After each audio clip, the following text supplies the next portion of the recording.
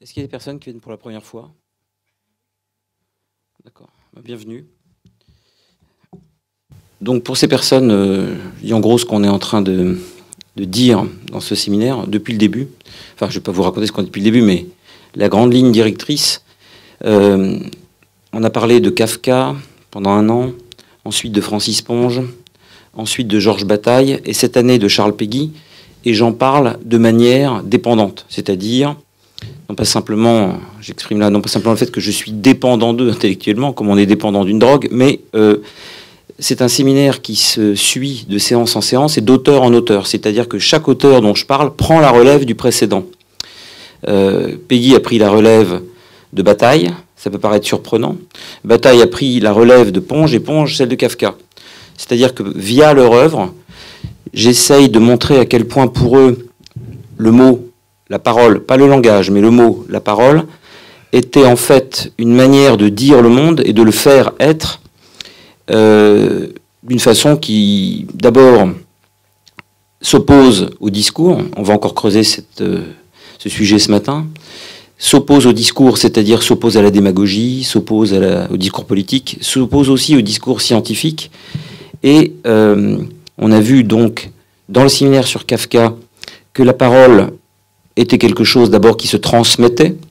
On peut imaginer un auteur générique, si vous voulez, qui aurait écrit tous les chefs-d'œuvre de la littérature et considéré que cette parole qui se transmet est l'équivalent d'une parole biblique, mais serait une parole athée. Mais athée est un grand mot, athée est un sale mot même pour nous. C'est-à-dire que l'équivalent des écritures saintes, on peut très bien la retrouver, si vous voulez, dans la littérature, qui en est le parallèle, ou la continuité, ou la continuation. Il y a d'Homère à Péguy une transmission de la parole, de Joyce à Faulkner, même dans l'autre sens, de Sartre à Melville, puis de Melville à Sophocle, dans tous les sens qu'on veut, une sorte de continuité de cette parole qui, nous dit Heidegger, est quelque chose de poétique, au sens où poésis, c'est, d'après la racine grecque, non pas quelque chose qui est là pour faire joli, mais quelque chose qui est là pour faire être, un peu comme le menuisier arrive à construire une table, poésis, qui n'était pas là avant qu'il la construise. C'est-à-dire que le monde n'était pas là avant qu'il ne soit dit. Péguy disait « avant le commencement sera le verbe », ça veut donc dire, c'est un exemple que je donne très souvent, donc je m'excuse pour tous les autres, ça veut donc dire, si vous voulez, que le monde n'est pas du tout un réceptacle aveugle, muet, bête, idiot des lois de la physique, des événements, qui sont ensuite décrits par les lois de la physique, mais que le monde, tout simplement, tant qu'il n'est pas dit, n'existe pas. C'est, par exemple, ce qui arrive lorsqu'un mot disparaît. La réalité que ce mot était censé dire, censé faire être, eh bien, disparaît également. Il y a un mot, par exemple, qui est le mot « orne ». L'orne, très beau mot d'ailleurs, que Francis Ponge aurait aimé, si vous voulez, c'est quand les arbres sont alignés le long d'une route. Cette façon d'aligner les arbres le long d'une route s'appelle l'orne. On retrouve à la fois quelque chose qui rappelle des arbres, orne, et quelque chose qui rappelle l'ordre. Il y a plein de mots comme ça qui... alors c'est toujours intéressant de lire les dictionnaires, les vieux dictionnaires, parce qu'on s'aperçoit que les dictionnaires étant radicalement différents de ceux d'aujourd'hui, eh bien le monde devait l'être également, puisque tout ce qui est décrit dans ces dictionnaires a disparu. Donc la manière dont le monde était vu et était dit, et donc dont il existait en 1913, n'est pas tout à fait le même monde qu'aujourd'hui. On s'en aperçoit par les mots de ça. Alors Ponge, par exemple, a considéré qu'il fallait refaire le dictionnaire intégralement. Il a donc, dans Le Parti pris des choses, en 1942, écrit bien plus tôt, mais enfin sorti en 1942, il a commencé à réécrire, à redire tous les objets du quotidien. Et plutôt que de les définir, puisque la définition, on l'avait étudiée longuement, étymologiquement, ça veut dire fixer quelque chose une fois pour toutes. Le Larousse, finalement, est un immense cercueil à mots qui demande qu'à mourir à l'intérieur. Ponge a décidé de reformuler les choses, leur redonner vie, se battre contre leur propre usure. Alors il reformule, mais comme on formule comme on formule « Sésame, ouvre-toi » est une formule pour ouvrir une porte, eh bien, Ponge reformulait les choses pour que le monde s'ouvre.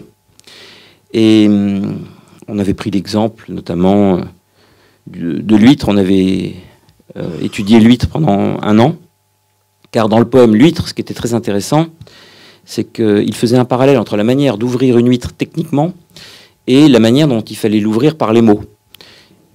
Et on s'est amusé à voir que, par exemple, dans le Larousse, l'huître, quand vous commencez à lire, c'est défini comme un mollusque, donc quelque chose de mou, alors qu'un enfant qui verrait une huître pour la première fois de sa vie voit bien que c'est un caillou. Donc Ponge avait redéfini l'huître, d'abord en la comparant à un galet, par exemple, donc à quelque chose de dur, comme, voilà, de compact. Et donc il était beaucoup plus proche de la réalité de l'huître que tous les dictionnaires avant lui, qui avaient une approche discursive, scientifique, mais pas du tout une approche finalement qui pouvait faire ouvrir sur la réalité des choses, enfin sur le monde. Donc ça, c'était pour Kafka, la transmission de la parole, car quelque chose qui ne se transmet pas ne pourrait pas être une parole, ça pourrait être quelque chose d'écrit, d'appris par cœur, comme un discours, avec rien à l'intérieur. Ponge avait reformulé les choses, et on était arrivé sur Bataille, un passionnant auteur, car Bataille nous dit très bien, la littérature, la parole, ça se transmet, très bien. La parole, ça reformule, très bien. Mais Bataille nous dit, il y a quelque chose de beaucoup plus important encore que cette transmission. Enfin, il faut monter, enfin, il faut continuer.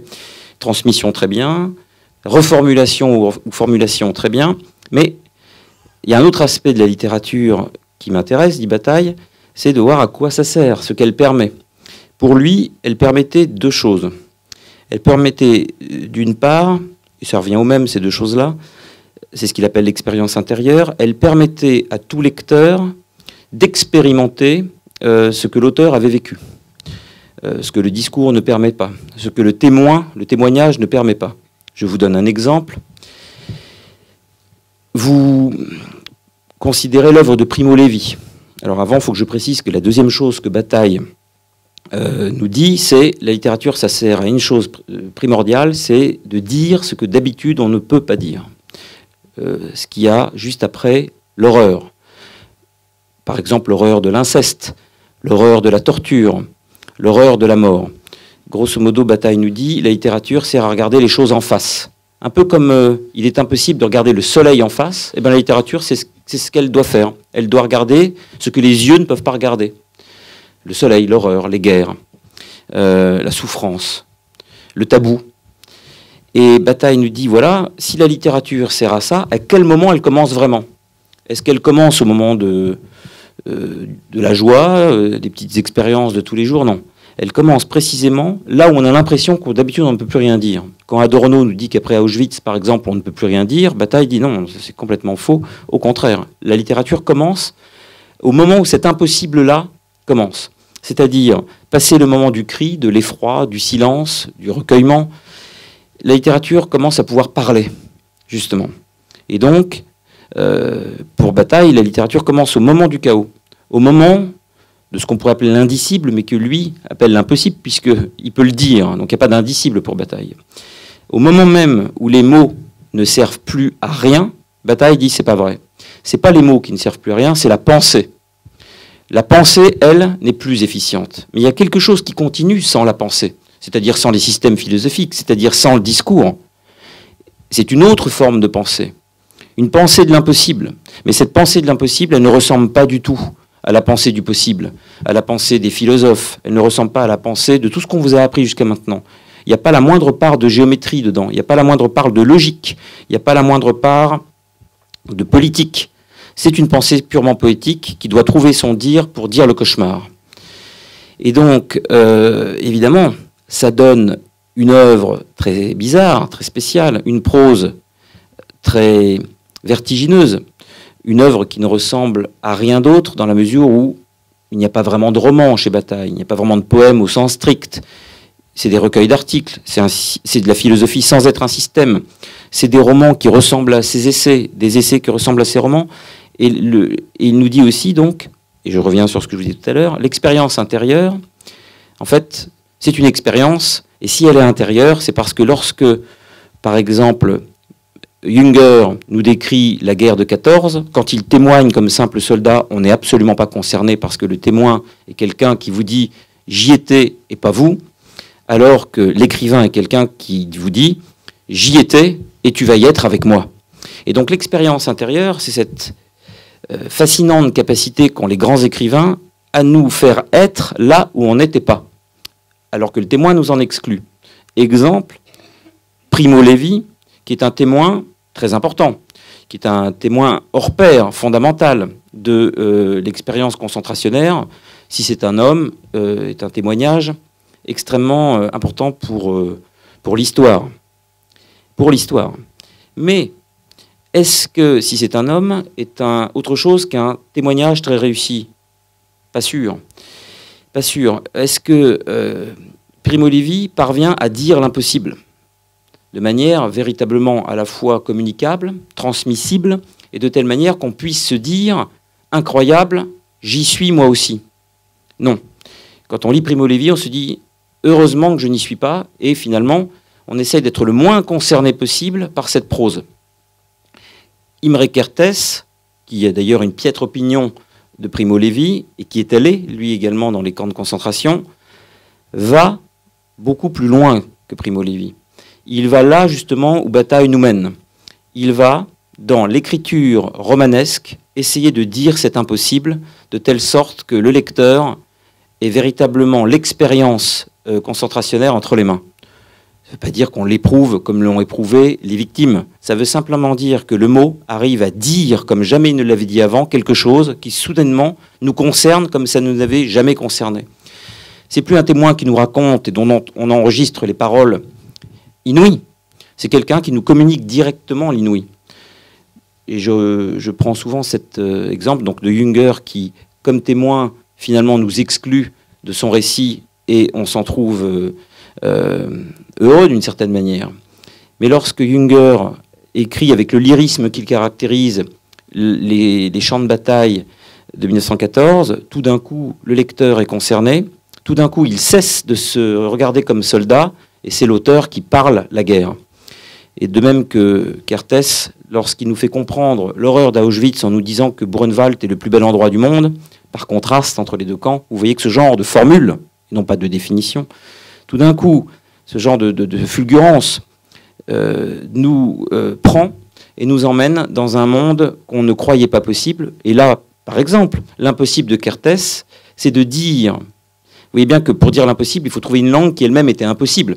Eh bien, son impossible à lui, c'est de parler avec tendresse du camp de Brunwald, pour nous faire comprendre l'horreur de ce qu'est Auschwitz. L'horreur de Kertész, c'est de dire, par exemple, que les Allemands, les nazis ont raison, que finalement les Juifs ont les nez crochus, etc. Qu'est-ce qu'il fait? Il prend l'ironie kafkaïenne, l'ironie de la langue de Kafka, donc l'ironie romanesque, la littérature, pour nous emmener dans cet univers qu'on a l'impression de voir pour la première fois, parce que la langue qui a été employée pour le dire paraît elle-même extrêmement neuve. On a l'impression d'une expérience qui commence, et non pas simplement d'un article, d'un témoignage. Et c'est ce qui fait, moi personnellement je ne vais pas trancher pour savoir si Primo Levi est un meilleur écrivain que Kertész. Je dis simplement que Primo Levi est un témoin de premier plan, et que Kertész est un écrivain de premier plan. Et Primo Levi est conscient de ce problème parce qu'il dit qu'il est mi-écrivain, mi-témoin. Kertész, qui était lui-même, je le répète, déporté, est 100% écrivain. Donc ça donne une entrée, si vous voulez, dans son cauchemar, que seule la littérature, beaucoup plus que n'importe quel journaliste et beaucoup plus que n'importe quel discours, a pu nous faire connaître. Ça, c'est l'introduction. Et donc, j'en étais resté la dernière fois dans un parallèle que je faisais avec Péguy et Heidegger, parce que l'ennemi de Péguy et l'ennemi de Heidegger, c'est justement ce discours, qui est le discours du témoin, le discours de la connaissance historique, le discours de la connaissance scientifique. Bref, j'appelle discours tout ce qui est déjà figé dans la mesure où le discours sait où il va. Le discours est un parcours fléché avec un début, un milieu et une fin. Donc le discours, d'une certaine manière, est un schéma dont, synoptiquement, on peut voir l'ensemble avant même d'avoir à le prononcer, puisqu'il est déjà pensé à l'avance. Tandis que la parole, et donc la pensée, pour Heidegger et Peggy, est quelque chose qui ignore elle-même son propre cheminement au moment où elle le profère, au moment où elle l'invente, au moment où elle le parcourt. La pensée, par définition, si elle sait où elle va, nous disent Heidegger et Peggy, n'est plus une pensée. C'est une pensée discursive, c'est une pensée méthodologique, et c'est une pensée scientifique, et donc c'est une pensée toujours déjà morte. Voilà ce dont on parlait la dernière fois. Et je vais rentrer dans le cœur du sujet, en parlant donc, en vous lisant quelques extraits de Peggy, sur la dictature, en fait, de la pensée mathématique, dans un texte écrit en 1905 qui s'appelle « Heureux les systématiques ». Alors peu importe, il s'acharne, Peggy s'acharne souvent sur les gens, il s'acharne sur un homme politique, peu importe qui. L'idée, c'est de vous montrer à quel point il est très remonté contre tout ce qui est scientiste, scientifique, positiviste. Il parle de le règne et la terreur de la quantité pure, purement mathématique. Et aussitôt commença le règne de la terreur de la quantité pure, purement mathématique. On avait supprimé l'exil, depuis que par les soins de Jaurès, toutes les nations n'en faisaient plus qu'une. Et ainsi les lenteurs et les langueurs de l'exil, contre qui tant de nobles esprits s'étaient si justement élevés pendant tout le cours du XIXe siècle, étant supprimés, les inculpés parvenaient immédiatement à la mort, qui était le premier et ensemble le dernier degré des sanctions supra-scientifiques. Dans une telle terreur scientifique, scientifiquement et internationalement organisée, la quantité pure, purement régnait. Mathématiques, domination. Ajouter des responsabilités tierces à des demi-longueurs de l'instrument du crime devint le jeu et l'amusement des plus notoires criminalistes, mais ne fit point la tranquillité des criminels, généralement des philosophes, qui regrettaient amèrement les anciennes inquisitions. Additionner des responsabilités atténuées avec des indices de réfraction de la tentation polaire fit la gloire et l'avantage d'orgueil des moralistes ellipsoïdaux. Quelques moralistes anciens, ici, levèrent la tête, derniers survivants de ces écoles de morale moraliste où l'on moralisait. On sait comment les traita le préfet de police, immédiatement saisi, chauffé. Il montre en fait, comme l'a fait Michel Foucault, l'incursion de la mathématique dans le politique, dans les jugements, dans la justice.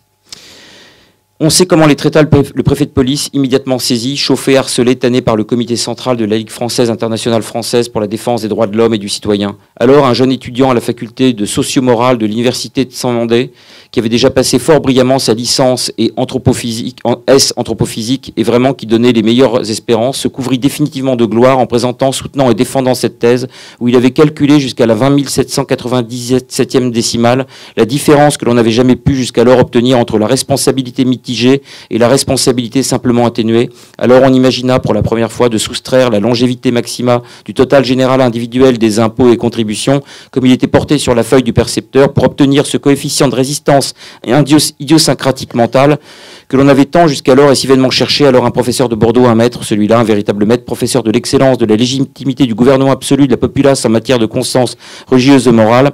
Un titre un peu long pour une chaire, mais on avait déjà créé la chaire exprès pour lui, et l'on avait tenu à ce que l'ampleur du titre même répondu à l'amplitude presque exagérée de ses études. Professeur donc de cette excellence, etc. etc. Donc il rentre dans un délire pour montrer que le positivisme est finalement parvenu à engluer toute la réalité sociale. Alors, il dit aussi, il y a ainsi dans les manuels et dans les cours de philosophie un certain nombre de personnages qui paraissent aux élèves et par ensuite, c'est que ça boum, j'ai l'impression d'être DJ. Il y a ainsi dans les manuels et dans les cours de philosophie un certain nombre de personnages qui paraissent aux élèves et par suite aux maîtres extrêmement importants. On apprend, on retient leur nom, le nom de leurs œuvres. On sait tout cela, puis quand on a quitté l'école, mais combien d'élèves et combien de maîtres quittent jamais l'école, quand on essaie de penser un peu, de regarder un peu par soi-même, on s'aperçoit tout d'un coup que ces bons hommes n'y sont pas, ils n'existent pas, ou s'ils existent, ce sont des étoiles de 35e grandeur. Pourquoi donc avait-il tant d'importance à l'école? Parce qu'ils occupaient certaines régions, et qu'il fallait que ces régions fussent occupées. Vous avez devant vous votre encrier, il est en bois. Quiconque dira qu'il est en fer fera immédiatement un système, et ce système sera éternellement inscrit dans l'histoire des systèmes. Pour la symétrie, pour la complémentation, pour la bonne occupation, pour la bonne tenue des situations et des régions, il faut que certaines régions, que certaines situations soient occupées. Vous avez devant vous votre encrier. C'est un encrier en bois. Vous, réaliste, vous croyez que vous avez tout dit quand vous avez dit que vous avez devant vous votre encrier et que c'est un encrier en bois et qu'il est temps de passer à un autre exercice. Vous faites erreur, mon ami. Voici monsieur le systématique. Monsieur le systématique ne prononce que quelques mots.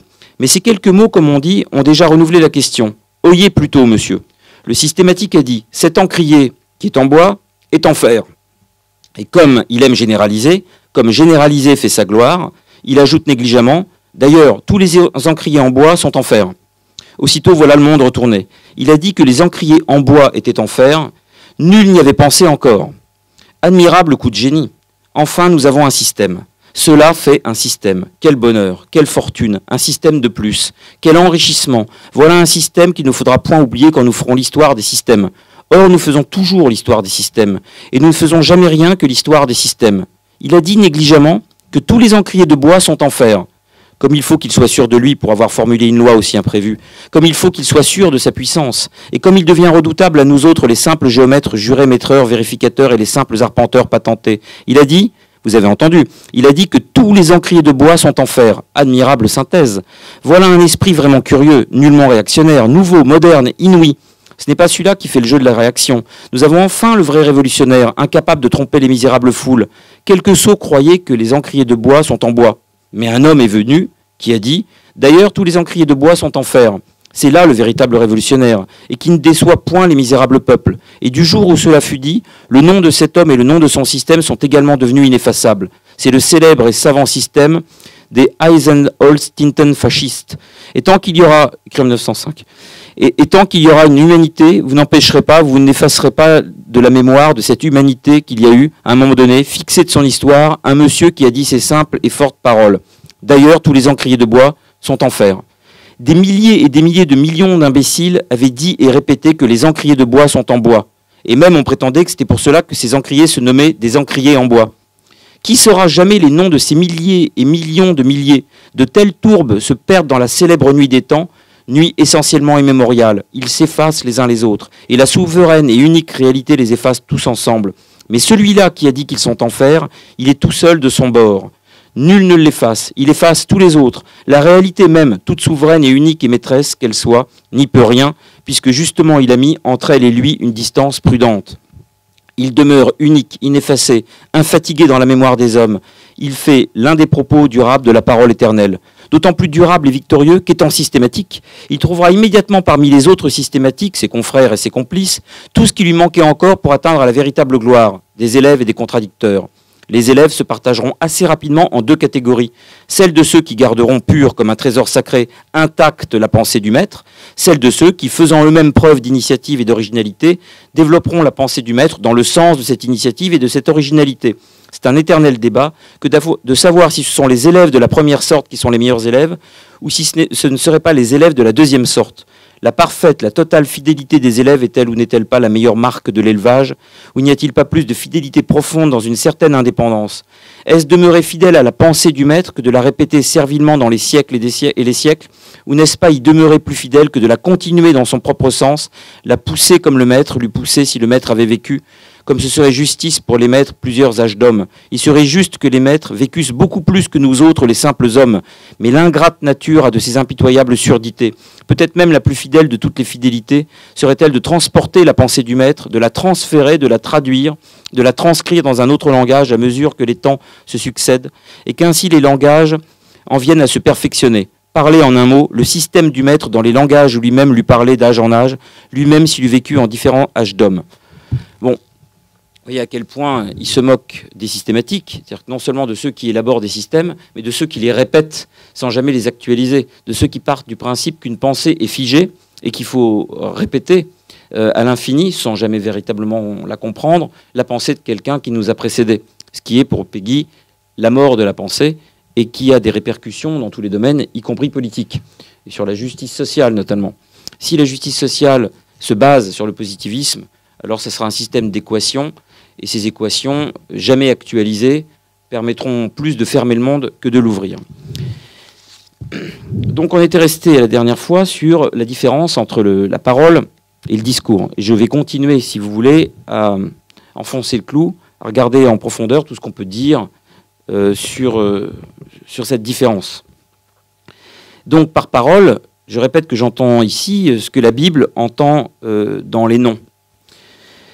Shemot, ce qu'on appelle l'Exode. La parole comme ce qui donne à voir. On avait vu que la différence entre le discours et la parole, c'est que le discours veut montrer quelque chose, veut démontrer quelque chose, alors que la parole veut donner à voir. C'est non seulement le fait, ce qu'il y a à voir qu'elle la parole donne, mais le fait de pouvoir le voir. Elle donne, si vous voulez, la vue en même temps que ce qui doit être vu. C'est ce qu'on avait vu la dernière fois, donc je ne vais pas rentrer dans les détails. La parole comme ce qui donne à voir. L'image montre, la parole donne à voir. Donc montrer et donner à voir, ce n'est pas du tout la même chose. Dans le donner à voir, il y a un don. L'image atteste, l'image témoigne, apporte la preuve. Et la parole, elle ne fait qu'une chose, mais elle le fait très bien, elle dit. Elle n'apporte pas de preuve. Toute monstration, toute démonstration en appelle finalement à l'image au sens large et se fait fi de l'idolâtrie. Montrer dérive de monstrum. Le monstre est celui qui attire l'attention sur, qui avertit, mais aussi celui qui désigne ce qu'il faut voir, qui indique ce qu'il faut regarder. Le monstre aussi bien est celui qui détourne vers, qui peut détourner votre attention pour vous montrer. D'ailleurs, quand on montre quelque chose, finalement, on influence, on divertit. Le monstre est celui qui considère que nos regards ne sont pas installés vers la bonne direction, qui ne sont pas dirigés vers ce qu'il s'agit de voir. On ne saurait confondre ce qui se donne à voir et ce qui nous désigne le lieu du voir. On ne saurait mélanger ce qui nous laisse seuls, nous abandonne au voir, et ce qui nous accompagne vers un voir qui a besoin, sinon d'explication, du moins d'une indication. Le monstre est une médiation vers un voir. Il ne donne pas à voir, il oblige à regarder. Dans l'Exode, le peuple voit les voix. Il voit les voix parce que la parole divine indique qu'il faut cesser de regarder les images. Finalement, c'est ça aussi la pensée juive, c'est quelqu'un vous demande soudainement de cesser de regarder les images. Pourquoi ? Parce que les images empêchent de voir. Les images de 14-18 nous empêchent de voir 14-18. On ne voit que des images de 14-18, donc on ne peut plus imaginer ce que fut cette guerre. On est bloqué par les images qu'on en a. C'est aussi pour ça que les images sont très dangereuses quand la propagande a bien compris que les images empêchaient de regarder, empêchent de voir plutôt, et qu'elles obligeaient à regarder. Donc le peuple voit les voix parce que la parole divine indique qu'il faut cesser de regarder les images. Le peuple voit les voix. Donc Henri Méchonic traduisait le passage le verset 20-18 de Shemot ainsi, et tout le peuple, il voit les voix, Vérol Aham Roim et Akolot, et les éclairs et la voix du chauffard et la montagne qui fume. La parole donc produit du voir, l'image produit du regarder. Le voir, c'est le dévoilement de l'être.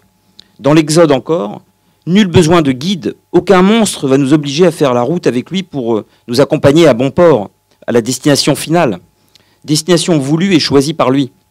En effet, l'ange, l'envoyé d'Adonai, se fait voir à l'endroit exact où Dieu va parler.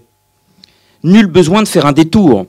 C'est que Moïse était en train d'entreprendre. C'est ce que Moïse était en train d'entreprendre, un détour. Mais Adonai le rappelle à l'ordre. Nul besoin de détour. Et merde. Nul besoin de détour. C'est de l'eau en même temps. Ponge a beaucoup travaillé sur la notion de verre d'eau. Je ne sais pas s'il a travaillé sur la notion de l'eau qui se renverse du verre, mais il aurait fait sans doute un joli chef-d'œuvre. Enfin, sur le verre d'eau, je vous conseille de le lire. Donc, nul besoin de détour, ne cherche pas à regarder ailleurs, vois ici, n'écoute pas autre chose. Entends ce que ma parole te dit, me voilà. Dans l'épisode du buisson ardent, nul besoin de monstration. Celui qui veut être vu vient directement et se donne lui-même à voir. L'ange n'est pas un intermédiaire, mais un annonciateur. Le monstre seul est médiation. Le monstre seul s'octroie le pouvoir de mentir. Moïse craint de regarder vers le Dieu, mais Dieu, au contraire, l'autorise à voir. Si le Dieu ne se laisse pas regarder, c'est parce que le devoir du peuple juif, via Moïse, est désormais de voir. C'est pour qu'il ait la possibilité de voir que Moïse ne regarde pas. Ce qu'il y a à voir, ce n'est pas un visage, mais les paroles. Il s'agit de voir avec les oreilles. Ce que Moïse doit proscrire en lui, c'est la tentation de l'image. On appelle image ici non seulement la représentation, non seulement le dessin, le portrait, la figure, la statue, mais tout aussi bien le discours. Le discours est une idole. Il suffit de penser à Hitler. On peut autrement dit considérer que le discours est le veau d'or de Louis. Il s'agit non pas de regarder, mais de voir. Non pas d'écouter, mais d'entendre. Une image se regarde, et le regarder de l'image est l'écouter du discours. C'est la même chose. On pourrait tout aussi bien dire qu'en tant que spectacle, un discours se regarde. Il se regarde avec les tympans. On peut regarder avec les yeux et écouter avec les oreilles, mais on peut également regarder avec les oreilles et écouter avec les yeux. C'est tout cela précisément qu'on nomme l'idolâtrie. Quand il s'agirait au contraire, pour briser l'idole, de voir avec les yeux, d'entendre avec les oreilles, mais également de voir avec les oreilles et d'entendre avec les yeux. Doit-on détruire les oreilles pour qu'ils apprennent à entendre avec les yeux ? Demande Nietzsche, cité par Heidegger dans un de ses cours, qui s'appelle « Qu'appelle-t-on penser ?» Et il parle de Nietzsche, il reprend cette phrase qui est tirée de « Ainsi parlait Zarathustra ». Je répète la phrase de Nietzsche. « Doit-on détruire leurs oreilles pour qu'ils apprennent à entendre avec les yeux ?» Le livre de l'Exode n'est pas simplement une condamnation de l'idolâtrie par l'image, celle d'une représentation statufiée, iconique de Dieu. L'Exode condamne en réalité tout aussi bien l'idolâtrie vocale, si je puis dire, celle du discours. L'image et le discours sont également monstrueux. L'image non seulement ne donne pas à voir, mais elle empêche de voir. Elle retire toute possibilité de voir. On avait vu ça au début, il y a 3 ans, 4 ans. L'image empêche d'imaginer. Les éditions, par exemple, de l'œuvre de Kafka, on en avait parlé, qui est tout entière basée sur la parole, est une forme de destruction de son œuvre.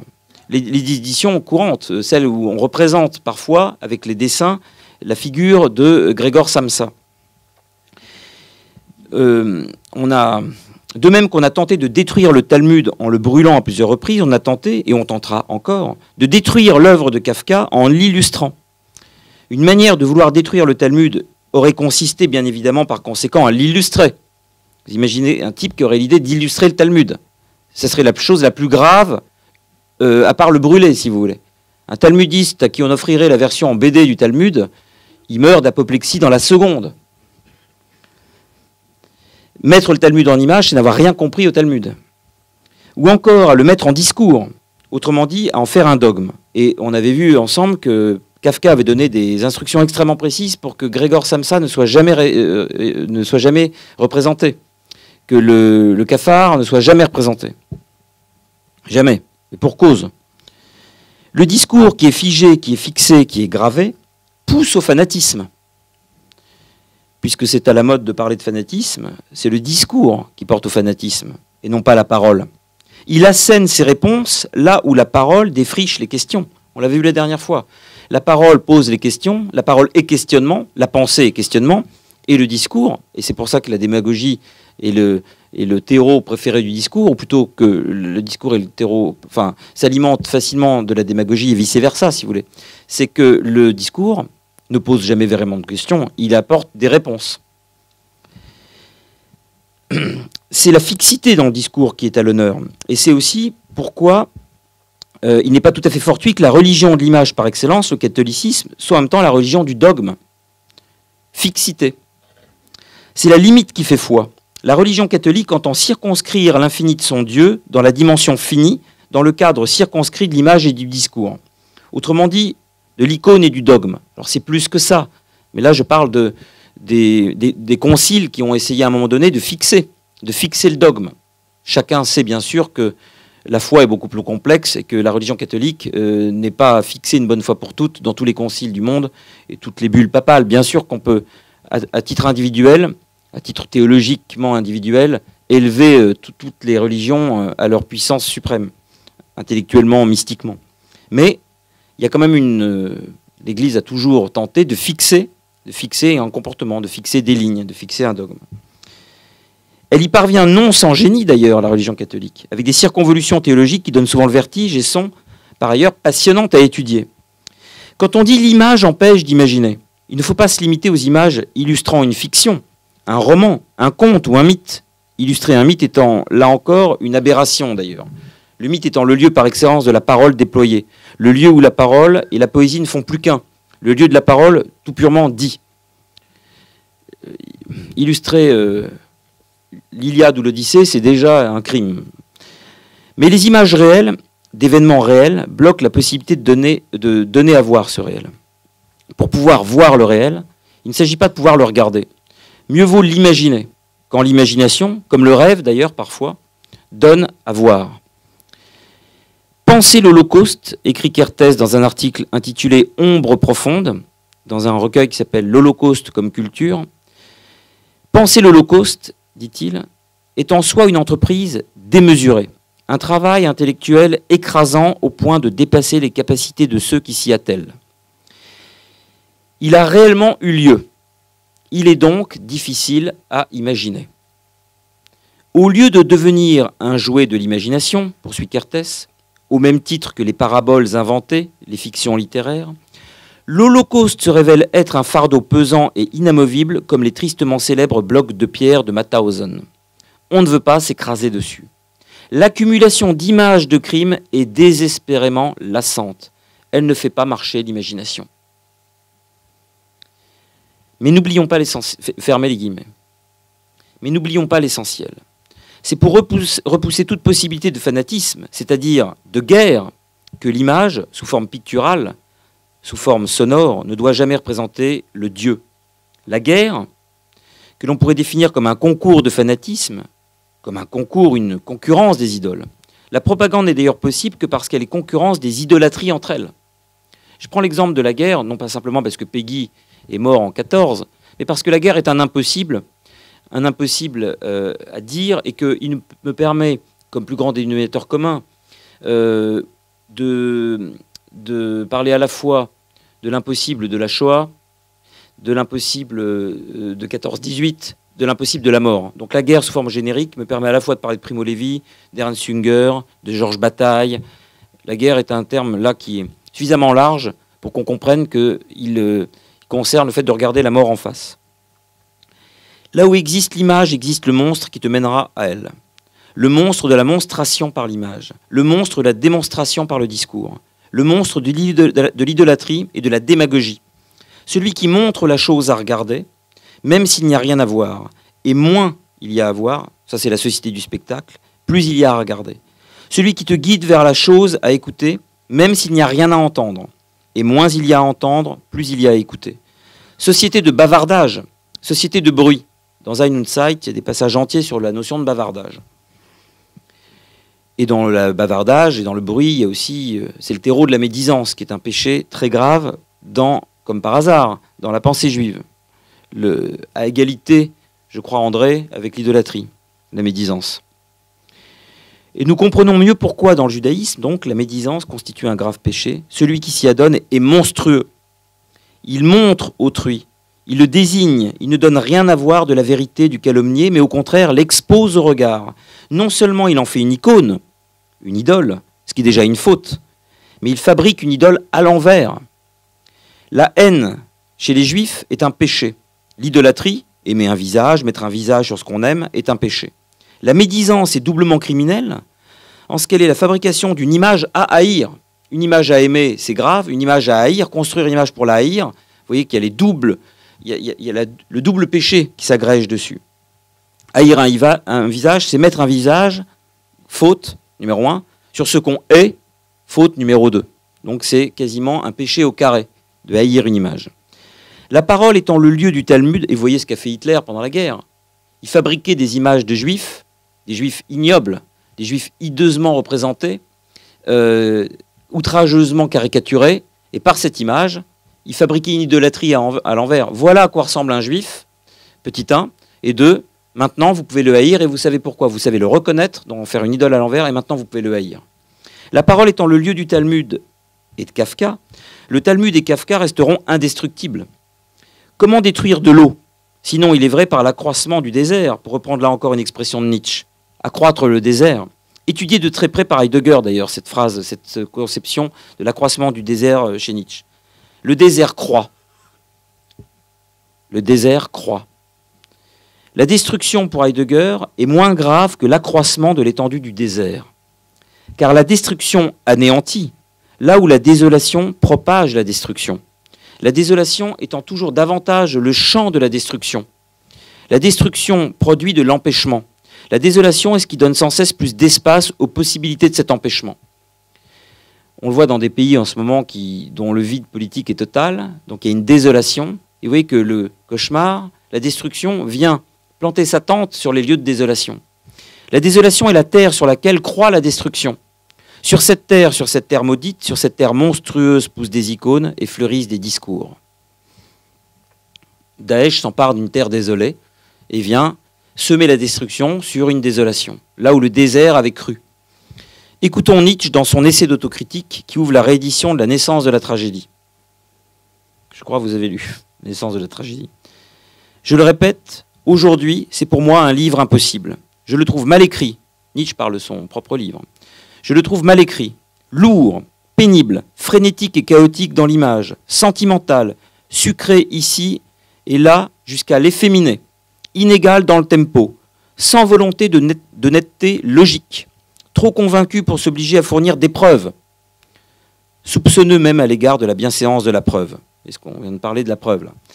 Une sorte de livre pour initier, de musique pour baptiser de la musique, lié depuis toujours par une communauté d'expériences artistiques rares, une sorte de signe de reconnaissance pour consanguins in artibus, c'est-à-dire en matière d'art.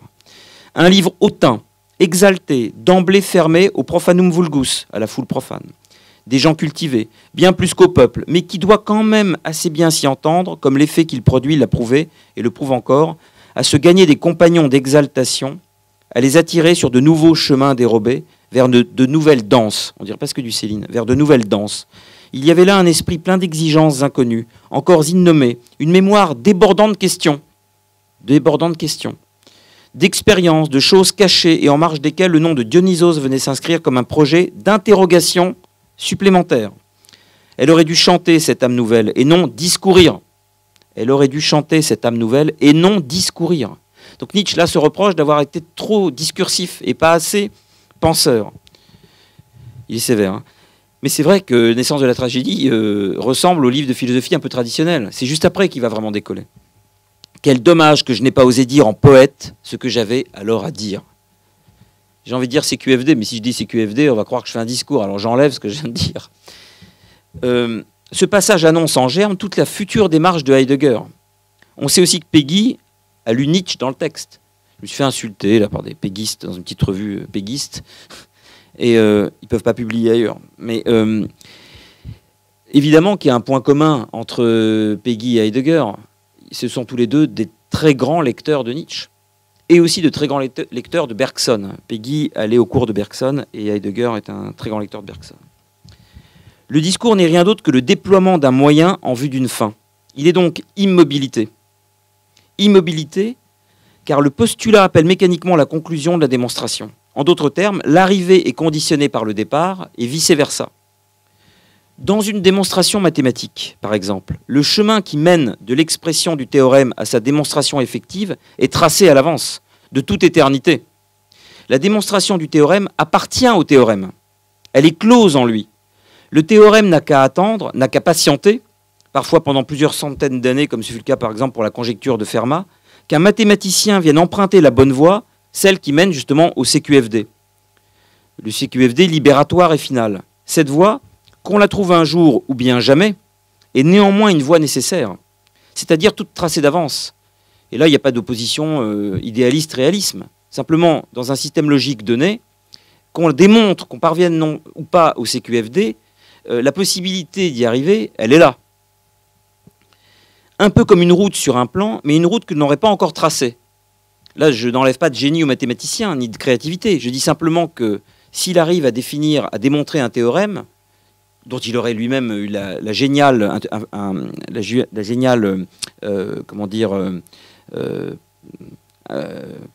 intuition, merci, la géniale intuition, la manière qu'il aura d'aboutir au résultat doit quand même être nécessaire. Et la nécessité n'enlève rien à la créativité, au génie, bien sûr, mais il y a une nécessité, c'est ce que je veux dire. Ou plutôt comme une route dont on connaîtrait le point de départ et le point d'arrivée, mais qui resterait à dessiner sur le plan afin que les deux points soient enfin réunis. La plupart des démonstrations mathématiques, d'ailleurs, ainsi que les lignes aériennes, sont déjà parachevées une fois pour toutes. Et c'est à chacun de refaire un tracé déjà défini, de placer ses propres pas dans les pas des prédécesseurs. On se souvient de Pascal qui, seul, a refait le parcours du génie humain, parcours universel, en redémontrant dans sa chambre d'adolescent les postulats d'Euclide. Alors on ne va pas rentrer ici dans les différences entre postulats, lemmes, théorèmes, etc. Il s'agit donc de refaire un chemin déjà découvert, de parcourir un sentier déjà défriché, et surtout dont l'issue est connue. La carte est dessinée, à chacun d'en redécouvrir les zigzags, d'en redéfinir les reliefs. Autrement dit, voici une situation figée qu'il s'agit de revivre. Nous savons où nous allons, et nous tentons d'y aller comme les autres avant nous. Un théorème à démontrer est comme un circuit pré-tracé par un précurseur, imaginaire ou pas, par un précurseur quasiment arbitraire. Le temps aurait fini tôt ou tard par en défricher un, où chaque véhicule viendrait ensuite circuler tour à tour. Et quand bien même irions-nous avec des fulgurances neuves, ces éclairs de génie ne seraient que des raccourcis, différents des routes nationales comme peuvent l'être des chemins de traverse, des autoroutes. Et voici ce qu'écrit Kant, cité par Jules Villemin, dans Critique du jugement. On peut bien apprendre tout ce que Newton a exposé dans son immortel ouvrage sur les principes de la philosophie de la nature, quelque puissant qu'ait dû être le cerveau capable de telles inventions. Mais on ne peut apprendre à composer de beaux poèmes, si détaillés que puissent être les préceptes de la poésie et si parfaits que puissent en être les modèles. En voici la raison. Newton pouvait non seulement pour lui, mais pour tout autre, décrire clairement et déterminer pour ses successeurs les démarches qu'il eut à faire depuis les premiers éléments de la géométrie, jusqu'à ses grandes découvertes, mais aucun Homère, aucun Wieland, c'est un poète allemand, ne pourrait montrer comment ces idées riches en poésie et pourtant lourdes de pensée surgissent et s'assemblent dans son cerveau, car lui-même ne le sait pas et il ne peut donc pas l'enseigner à un autre. C'est Kant qui dit ça, dont on peut lui reprocher d'être un homme de système, mais c'est Kant qui dit ça. Notons de ce fait qu'un penseur digne de ce nom, je ferme les guillemets, autrement dit, qui chemine au lieu que de se rendre à, qui questionne plutôt que de répondre, un tel penseur ne saurait faire école. Et c'est ça dont le petit passage de Péguy que je vous ai lu tout à l'heure. Seuls les systématiques peuvent faire école, parce qu'on peut rabâcher, on peut répéter, on peut redire leur discours. Une fois qu'il a été compris, on peut le recracher à l'infini. Les penseurs sont ceux dont on ne peut pas deviner la pensée de demain. Les penseurs sont ceux dont la mort clôt définitivement la pensée. On ne peut pas les continuer, les penseurs. On ne sait jamais ce qu'ils auraient pensé. Ils auraient sans doute pensé différemment de ce qu'ils avaient pensé devant nous s'ils avaient vécu encore un peu. Exactement comme Picasso ne peut pas continuer une œuvre une fois sa mort avérée. J'ai fait une émission de télé avant-hier avec un faussaire, un spécialiste de Picasso, qui pouvait dessiner du Picasso aussi bien que Picasso, avec des guillemets aussi bien, ou Braque, ou Rembrandt, etc., ou Renoir. Bon, c'est des Picasso que Picasso n'a jamais peint. Et donc, à la perfection, il peut continuer Picasso. Et c'est vrai qu'on peut se dire, c'est quand même pas la mort de Picasso qui va nous empêcher de continuer à regarder son œuvre. C'est quand même pas la mort de Picasso qui va nous empêcher de continuer à voir des nouveaux Picasso. Bah si, quand même. C'est-à-dire que le faussaire continue Picasso, mais il ne continue rien du tout, en fait, car on ne sait absolument pas ce que Picasso aurait dessiné. Je dis des banalités, mais c'est ce qu'on est en train de dire là, c'est que Picasso avait tout pouvoir de se continuer lui-même d'une manière qui n'aurait pas été acceptable pour des gens qui aiment son œuvre là où elle s'est arrêtée aujourd'hui. Picasso avait toute capacité de nous décevoir, de nous étonner, de nous contrarier, de nous défaire. Les penseurs qu'on aime sont ceux dont la pensée est par définition totalement imprévisible. Donc on ne peut pas la continuer, on peut à peine l'enseigner. Parce qu'enseigner une pensée, c'est enseigner quelque chose de clos qui n'avait pas vocation à l'être. Seuls les systèmes s'enseignent, parce que les systèmes sont clos sur eux-mêmes, ils bénéficient d'une extrême cohérence, d'une grande homogénéité, quand la pensée, elle, est là pour contrarier ce qu'elle avait dit l'avant-veille. Elle est là pour perpétuellement se défaire comme une plotte, pour ne plus ressembler à elle-même, jamais. C'est pour ça qu'il y a plusieurs cycles dans la pensée de Heidegger et qui sont très difficiles à unifier. Et la pensée de Péguy, qu'on a toujours considérée comme contradictoire. On a dit il y a plusieurs Péguy. Mais en fait, dans la pensée, il n'y a jamais plusieurs personnes. C'est la définition de la pensée que d'être jamais le même un jour que le lendemain. Ce n'est pas des caprices. C'est précisément que la pensée doit s'étonner elle-même pour être vivante. Sinon, c'est une pensée systématique, c'est une pensée discursive et non pas une pensée poétique. Et c'est ce que dit Kant. On ne pourra jamais, et d'ailleurs même, on avait vu un texte la dernière fois, un penseur lui-même ne peut pas se plagier ni se répéter. Il ne peut jamais s'enseigner lui-même, si vous voulez. Il ne peut que s'étonner lui-même et donner, non pas le spectacle, mais dire cet étonnement en direct, en temps réel, à des gens qui ne peuvent rien en faire, en fait. On peut évidemment passer sa vie à expliquer une phrase de Heidegger, mais on ne peut pas prendre le relais de sa pensée. Notons de ce fait qu'un penseur digne de ce nom, autrement dit qui chemine au lieu de se rendre à, et qui questionne plutôt que de répondre, un tel penseur ne saurait faire école. En ennemi de la fixité, incapable de savoir lui-même où il ira se perdre, chemin qui ne mène nulle part, on a vu Holzwege, il ne peut lui-même pas se prendre pour son propre disciple. Il ne sait lui-même pas où son cheminement va le mener demain. Il déborde. Il ne peut en aucun cas devenir une idole, car sa pensée défait perpétuellement les limites. Elle sort des contours, trompe les frontières, désobéit au sens des flèches, au tracé, aux repères. Heidegger notamment, comme Péguy, est certain de décevoir toute idolâtrie. Celui qui voudrait penser comme lui serait contraint de se tromper, de se contredire, de se perdre de la même manière que lui ou d'une autre manière. Or, se perdre à l'imitation d'autrui, ce n'est plus se perdre. C'est comme les sosies. J'ai fait un film sur les sosies. Un type qui vous dit « je me sens mieux dans ma peau depuis que je suis dans celle de Claude François », eh bien qu'il y a un problème. Parce qu'il peut répéter à l'infini la vie de son idole, mais la manière dont Claude François se trompait, par exemple, comment est-ce que vous voulez l'imiter? La manière dont Claude François glissait. Comment vous voulez imiter un accident, une erreur, un débordement, ce qu'on appelle aujourd'hui un dérapage? Vous pouvez imiter la perfection des autres, vous ne pouvez pas imiter leurs imperfections. C'est faire d'une errance extérieure un repère aberrant. On ne peut se perdre que dans la solitude. Se perdre selon les mêmes modalités qu'un autre, voilà qui est une aberration. Mais on me rétorquera que le fanatisme consiste justement à entériner les errances d'un modèle en leur accordant le statut de vérité éternelle, à les gommer en tant qu'erreur, à les voir comme des aspects essentiels du dogme. Le fanatisme grave tout brouillon dans le marbre. Si Newton avait été heureux de voir son œuvre poursuivie par d'autres, cette question pour Heidegger ne saurait faire sens. C'est-à-dire que Newton, son rêve, c'est Einstein. Newton, c'est fabuleux parce que sa théorie de sciences physiques sur la gravitation universelle, Einstein l'a généralisée, ça aurait été sans doute le plus beau jour de Newton que de voir cette prouesse de l'esprit humain. Alors que pour Heidegger, qui est dans une pensée qui n'est pas scientifique, ça aurait été le cauchemar d'être continué par. Vous voyez ? C'est pas, si vous voulez, Tintin qui est continué par d'autres. Black et Mortimer ont changé de dessinateur. Bon, ça, c'est pas possible pour Heidegger. On peut suivre, répéter, imiter, continuer, parachever celui qui sait où il va. On ne peut suivre, répéter, imiter, continuer, parachever celui qui ne veut surtout pas savoir où il va.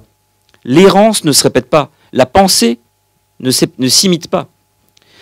Et elle ne s'imite pas non plus par soi-même. C'est pour ça qu'il y a tant de Péguy différents. C'est simplement un Péguy vivant.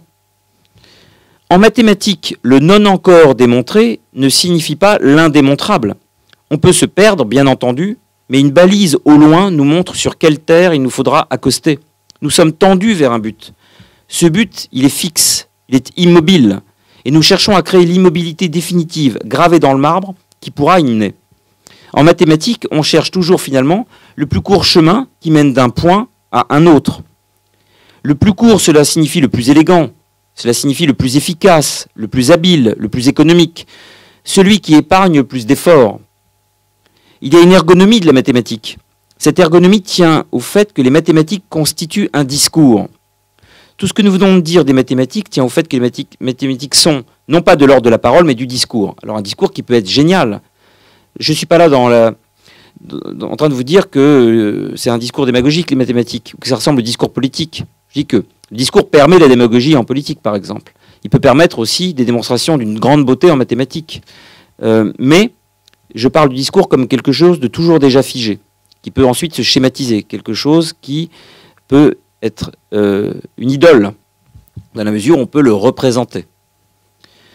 C'est pour ça que le formalisme mathématique, si vous voulez, la manière, par exemple, de représenter une matrice, un ensemble, etc., l'usage des dessins, son formalisme logique aussi, permet de ramasser, de densifier à l'infini des outils pour que leurs liens logiques apparaissent le plus rapidement possible. Donc on peut toujours ramasser une démonstration. Quand on regarde, par exemple, les démonstrations dans les livres de mathématiques du XVIIIe siècle, elles sont pratiquement, beaucoup sont en français, il y a beaucoup de choses qui sont écrites et non pas formalisées, comme ça l'a été à la fin du XIXe siècle et aussi beaucoup dans la première moitié du XXe siècle. On disait encore, on écrivait ce qui se passe sans un formalisme aussi développé qu'aujourd'hui. Donc on peut toujours formaliser, toujours un peu plus. C'est ce qu'ont essayé de faire le groupe Bourbaki, par exemple. Une formalisation extrêmement cohérente et aussi très ramassée.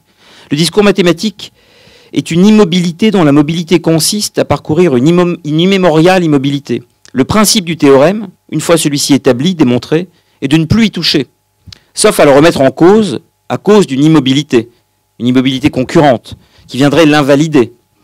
Ce qui est rare car la cohérence interne des systèmes assure cette fixité. Jules Villemin, dans la philosophie de l'algèbre, écrit « Les connaissances pures à proprement parler sont indépendantes de l'expérience pour leurs principes primitifs comme pour leurs enchaînements.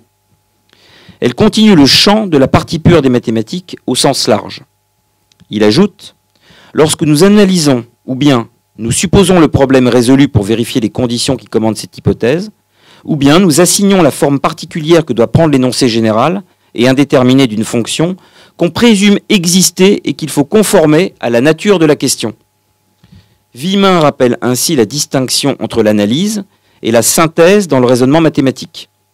Notez qu'on parle de raisonnement et non pas de pensée. Le raisonnement étant défini comme une opération de l'esprit passant d'un jugement à un autre pour aboutir à une conclusion.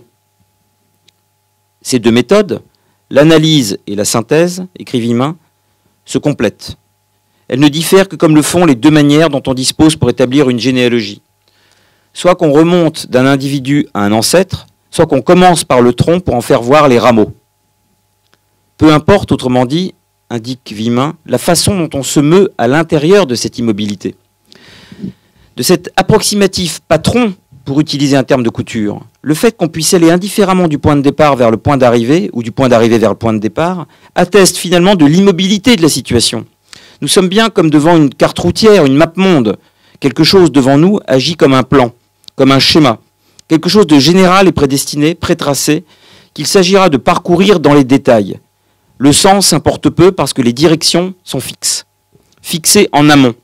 On peut ne jamais parvenir à destination, mais du moins existe-t-il une destination. Le discours, toujours déjà déterminé, est le lieu de l'enchaînement.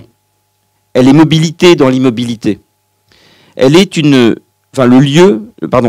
l'enchaînement est mobilité dans l'immobilité. Il est mobilité transitoire qui entend fabriquer de l'immobilité, c'est-à-dire une statue. Et avec la statue, nous pénétrons dans la sphère de l'idolâtrie. La parole, toujours jamais déterminée, toujours indéterminée, toujours déjà à déterminer, est le lieu du chemin. Elle est une mobilité dans la mobilité. Elle est une mobilité permanente qui n'entend rien fabriquer. C'est le contraire d'une statue, c'est un flot. Ça, c'est une première différence, et elle est de taille. Le discours, comme dirait Péguy, est immobilier. La parole est mobilière. Les mathématiques en particulier sont l'art de faire entrer des variables et des inconnus dans l'univers de la constance et de l'immuabilité. Heidegger, dans son livre sans doute le plus important, qui s'appelle Beiträge zur Philosophie, Apport à la philosophie, porte un coup décisif à la notion de démonstration, lui ôtant toute prétention, si tant est qu'elle n'en ait jamais eu, à être capable de penser. Et là, ce passage est absolument extraordinaire. Il fallait vraiment penser à détruire la notion de démonstration de cette façon. En philosophie, écrit Heidegger, jamais ne se laisse démontrer des propositions. C'est vrai. En philosophie, jamais ne se laisse démontrer des propositions. Il n'y a pas de démonstration. Démontrer, alors fermez les guillemets, démontrer en allemand, ça se dit beweisen. Mais là, Heidegger écrit, lui, anbeweisen. Le préfixe an en allemand, s'il y a des germanistes ici, renforce le caractère de proximité, comme quelque chose qui s'accroche, qui accoste. In der Philosophie lassen sich niemals Sätze anbeweisen. Les propositions ne se laissent jamais accrocher. Elles ne enfin, démontrer, mais au sens, on ne peut rien en faire. Les propositions en philosophie refusent toute proximité, si vous voulez, tout voisinage, quel qu'il soit, avec la volonté de démontrer. Aucune proposition ne se laissera faire par une démonstration. Un peu comme une femme qui jamais ne donnera la moindre prise pour l'imprudent et l'impudent qui s'aventurerait à l'aborder. Il faut entendre la phrase de Heidegger ainsi. En philosophie, les propositions ne se laissent pas faire. Elles ne se laissent jamais faire par les démonstrations. Elles résistent à toute démonstration. Elles y sont hostiles, elles sont incompatibles avec elles. En philosophie, jamais ne se laisse démontrer des propositions. Et je continue la phrase d'Heidegger. Et pas seulement parce qu'il n'y a pas de proposition primaire, telle qu'elle pourrait être déduite des autres, les unes des autres, mais au contraire parce qu'ici, ce ne sont pas des propositions qui sont le vrai, et pas même simplement ce sur quoi elles énoncent. Démontrer présuppose que celui qui comprend, tel qu'il se présente devant le contenu propositionnel qu'il se présente, demeure lui-même inchangé, unverändert, tout au long du processus au cours duquel il repasse par les étapes que constitue la cohérence articulée des représentations, Vorstellung, Zusammenhang, grâce à quoi l'on parvient à démontrer. Alors je vous explique ce qu'il veut dire. Il veut dire la chose suivante, c'est que celui qui démontre, il faut qu'il mette quasiment son existence entre parenthèses. Il n'a pas le droit de changer. Celui qui démontre, on lui demande implicitement d'avoir une telle Vorstellung, Zusammenhang, c'est-à-dire qu'une vision d'ensemble telle que même si sa démonstration dure 8 ans, et c'est arrivé pour le théorème de Fermat, la chose la plus difficile qu'on demande aux mathématiciens qui démontrent, c'est que sa pensée ne soit pas inchangeante au sens où il n'a pas le droit d'avoir tout d'un coup des fulgurances qui remettent en question les mauvaises fulgurances de la veille. Bien sûr que non. Ça, c'est le cheminement de la pensée logique qu'il exige. Il s'est trompé, il revient en arrière, il change d'idée, sa créativité lui permet d'ouvrir une autre piste. Très bien. Mais ce que Heidegger nous dit, c'est que jamais la pensée mathématique de celui qui va démontrer pendant 8 ans un théorème ne doit changer de chemin. Elle ne doit pas bifurquer, elle ne doit pas délaisser son objectif, elle ne doit pas l'oublier. Donc cela demande une certaine constance dans l'intelligence, dans la pensée du mathématicien. Il ne doit jamais démissionner de lui-même, il ne doit jamais être un autre, il doit toujours être tendu vers la démonstration à faire.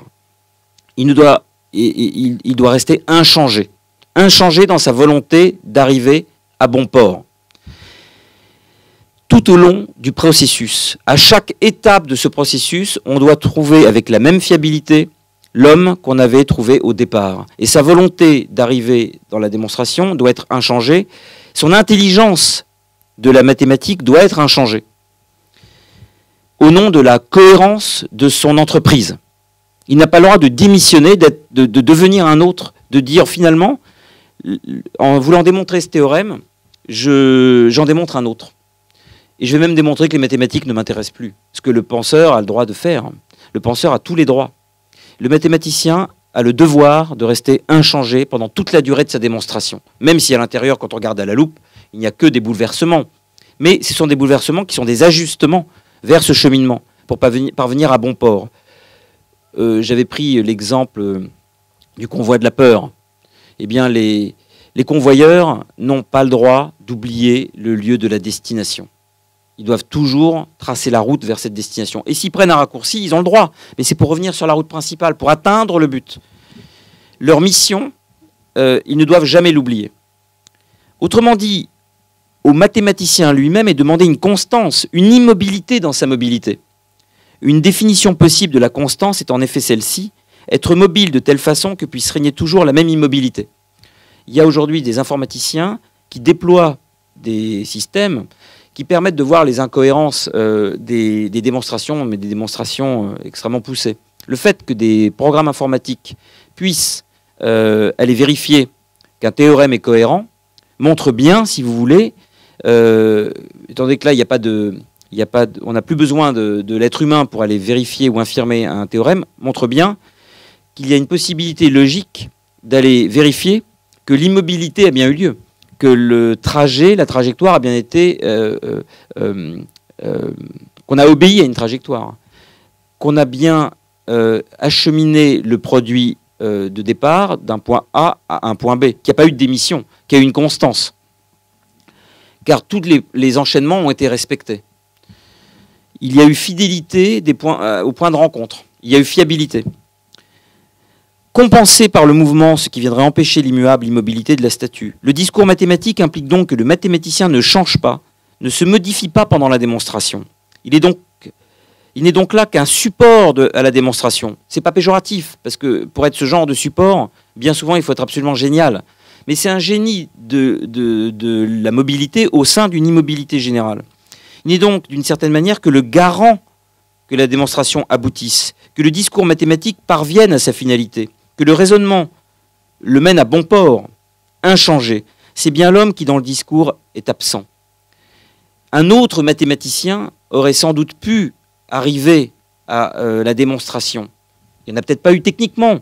Le théorème de Fermat, il a fallu 250 ou 300 ans pour le démontrer. Donc, il n'y aurait peut-être eu jamais personne si Andrew, je ne sais plus quel est son nom, mais n'avait pas réussi à le démontrer.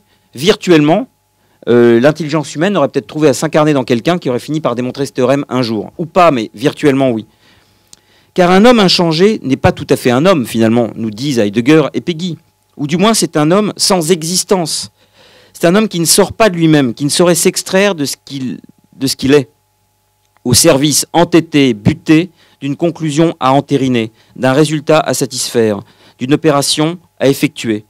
Le discours est un moyen pour l'homme, un moyen. Mais dans le discours mathématique, où nécessité fait loi, l'homme est en même temps un moyen pour le discours. La finalité logique est supérieure, peut-on dire, à la finalité de l'existence humaine, si tant est qu'une telle finalité ait le moindre sens. Aussi, les plus belles découvertes scientifiques, note Jules Vimin, sont-elles destinées à grossir les connaissances anonymes qu'on rassemble dans un manuel. Elles cessent d'appartenir à leur auteur, qui ne peut être dit génial que psychologiquement ou provisoirement, par suite d'un simple défaut dans la réflexion, auquel remédie toujours la postérité. Ainsi, ce qui paraît illusoirement dû au génie de Gauss dans ses principes arithmétiques est transformé en simple méthode uniforme, suivant le vœu de Descartes, par le jeune Dirichlet. Ce mouvement rétrograde de la réflexion destructrice du génie est lié à l'essence même de la connaissance scientifique.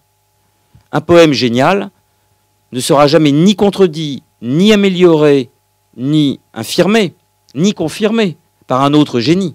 Victor Hugo ne pourra jamais être infirmé par,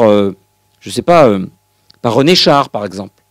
C'est impossible. Alors que Gauss, une fois sa théorie validée, eh bien, elle sera digérée et rentrera finalement dans la doxa des sciences physiques ou mathématiques et sera donc une étape dans un manuel.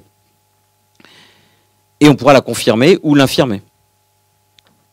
Et le génie qu'avait été la résolution d'un théorème au XIXe siècle, finalement, deviendra une sorte de lieu commun au XXIIIe siècle. Et déjà même au XXe siècle, on verra ça comme quelque chose d'entériné, de vérifié, de digéré, qui ne pose plus de problème et dont on ne voit plus scintiller la beauté. C'est quelque chose qui maintenant est administrable parce qu'entériné par l'intelligence humaine et par les mathématiciens qui sont venus après.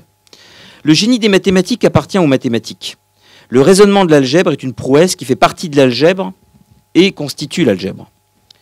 Mais revenons à ce mot, Vorstellung Zusammenhang, représentation d'ensemble. Voilà comment on peut traduire ça, représentation d'ensemble. Vorstellung, en allemand, c'est la représentation. Représentation. Il faut, dit Heidegger, se représenter un ensemble de choses aux fins de démontrer, ce comme support à la réflexion. Les mathématiques sont un discours, le discours est un moyen en vue d'une fin, obtenu généralement par un raisonnement. Ce raisonnement nécessite une représentation globale de tous les éléments que l'on possède, mais aussi une vue d'ensemble de tous les enchaînements et articulations logiques qui forment ce discours. On n'insistera pas sur le discours politique, démagogique ou non, qui est lui aussi une étape, un déroulement d'étapes en vue d'un résultat. Le discours montre, le discours démontre, le discours est image, le discours est immobile, fixé, agencé. On peut le parcourir de façon synoptique, en un seul coup d'œil. Il est fait de relais, de repères, d'étapes identifiables. On peut le recommencer à l'infini et de façon identique.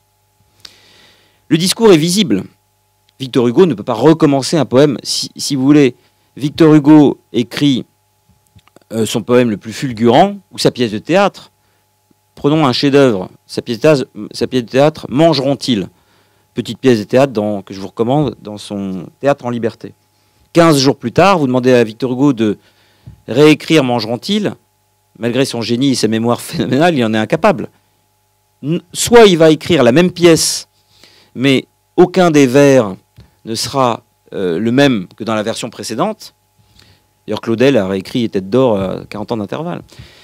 Ou bien Victor Hugo va donc recommencer exactement la même pièce, mais il ne pourra jamais techniquement retomber sur le même alexandrin. Ou bien, en écrivant une deuxième fois cette pièce, il va avoir l'idée d'une autre pièce. Et donc, mangeront-ils, buveront-ils, par exemple. Donc, alors que Gauss, une fois qu'il a démontré un théorème, sans la moindre difficulté, une fois qu'il a synoptiquement vu, une bonne fois pour toutes, la démonstration de son théorème, non seulement il pourra le refaire à l'identique, mais sans l'effort de réflexion qu'il avait eu à faire la première fois. Il peut redérouler la plotte. Le discours est visible. Il est quelque chose qui est vu dans sa totalité par celui qui le déroule. Et même le discours improvisé n'oublie pas son but. Le discours est idole. Discourir et faire acte d'idolâtrie. Non seulement parce que le discours est image, mais parce que le discoureur est au service d'eux. Faire une démonstration, c'est être fidèle à l'image d'ensemble, à l'image figée, dessinée d'un tout qui est cohérent. C'est être au service de cette représentation de la totalité. Il y a une réversibilité du discours, de la démonstration. On peut les saisir dans un sens ou dans l'autre. Comme la main sur la carte peut suivre une route et même un fleuve, dans n'importe quel sens. Si par exemple on fait l'expérience de filmer un discours à l'envers, eh bien l'envers de cet envers donnerait un discours à l'endroit. La parole, elle, n'est pas réversible. Elle ne sait jamais ce qu'elle va dire. L'envers de la parole ne serait plus la parole à l'endroit. Ce serait une autre parole, ou rien du tout. On ne peut remonter le cours de la parole comme on remonte le cours du discours, car la parole n'a pas de point d'arrivée. Le propre de la parole est d'oublier sa destination. Le discours peut se schématiser, se dessiner, il est toujours déjà dessiné. Et en même temps, le discours contient l'obsession d'un but à obtenir tout à l'heure, à obtenir un peu plus tard dans la démonstration, un plus tard à la fois temporel et logique. Autrement dit, le discours, ce dessin, est projet. Le discours est dessin, IN, et dessin, EIN. Le dessin permet le dessin guide à son tour le dessin. On comprend ainsi que le discours ne serait appréhendé que le possible, ce afin de satisfaire sa mission, posée dès le départ. Un mathématicien part toujours du principe que tel théorème, même infiniment complexe, est possible à démontrer. Je cite encore Jules Villemin. Si l'on fait abstraction des traits psychologiques singuliers d'une découverte pour ne retenir que le rapport de notre conscience à la possibilité de l'objet, nous constatons qu'on doit refuser le génie aux savants.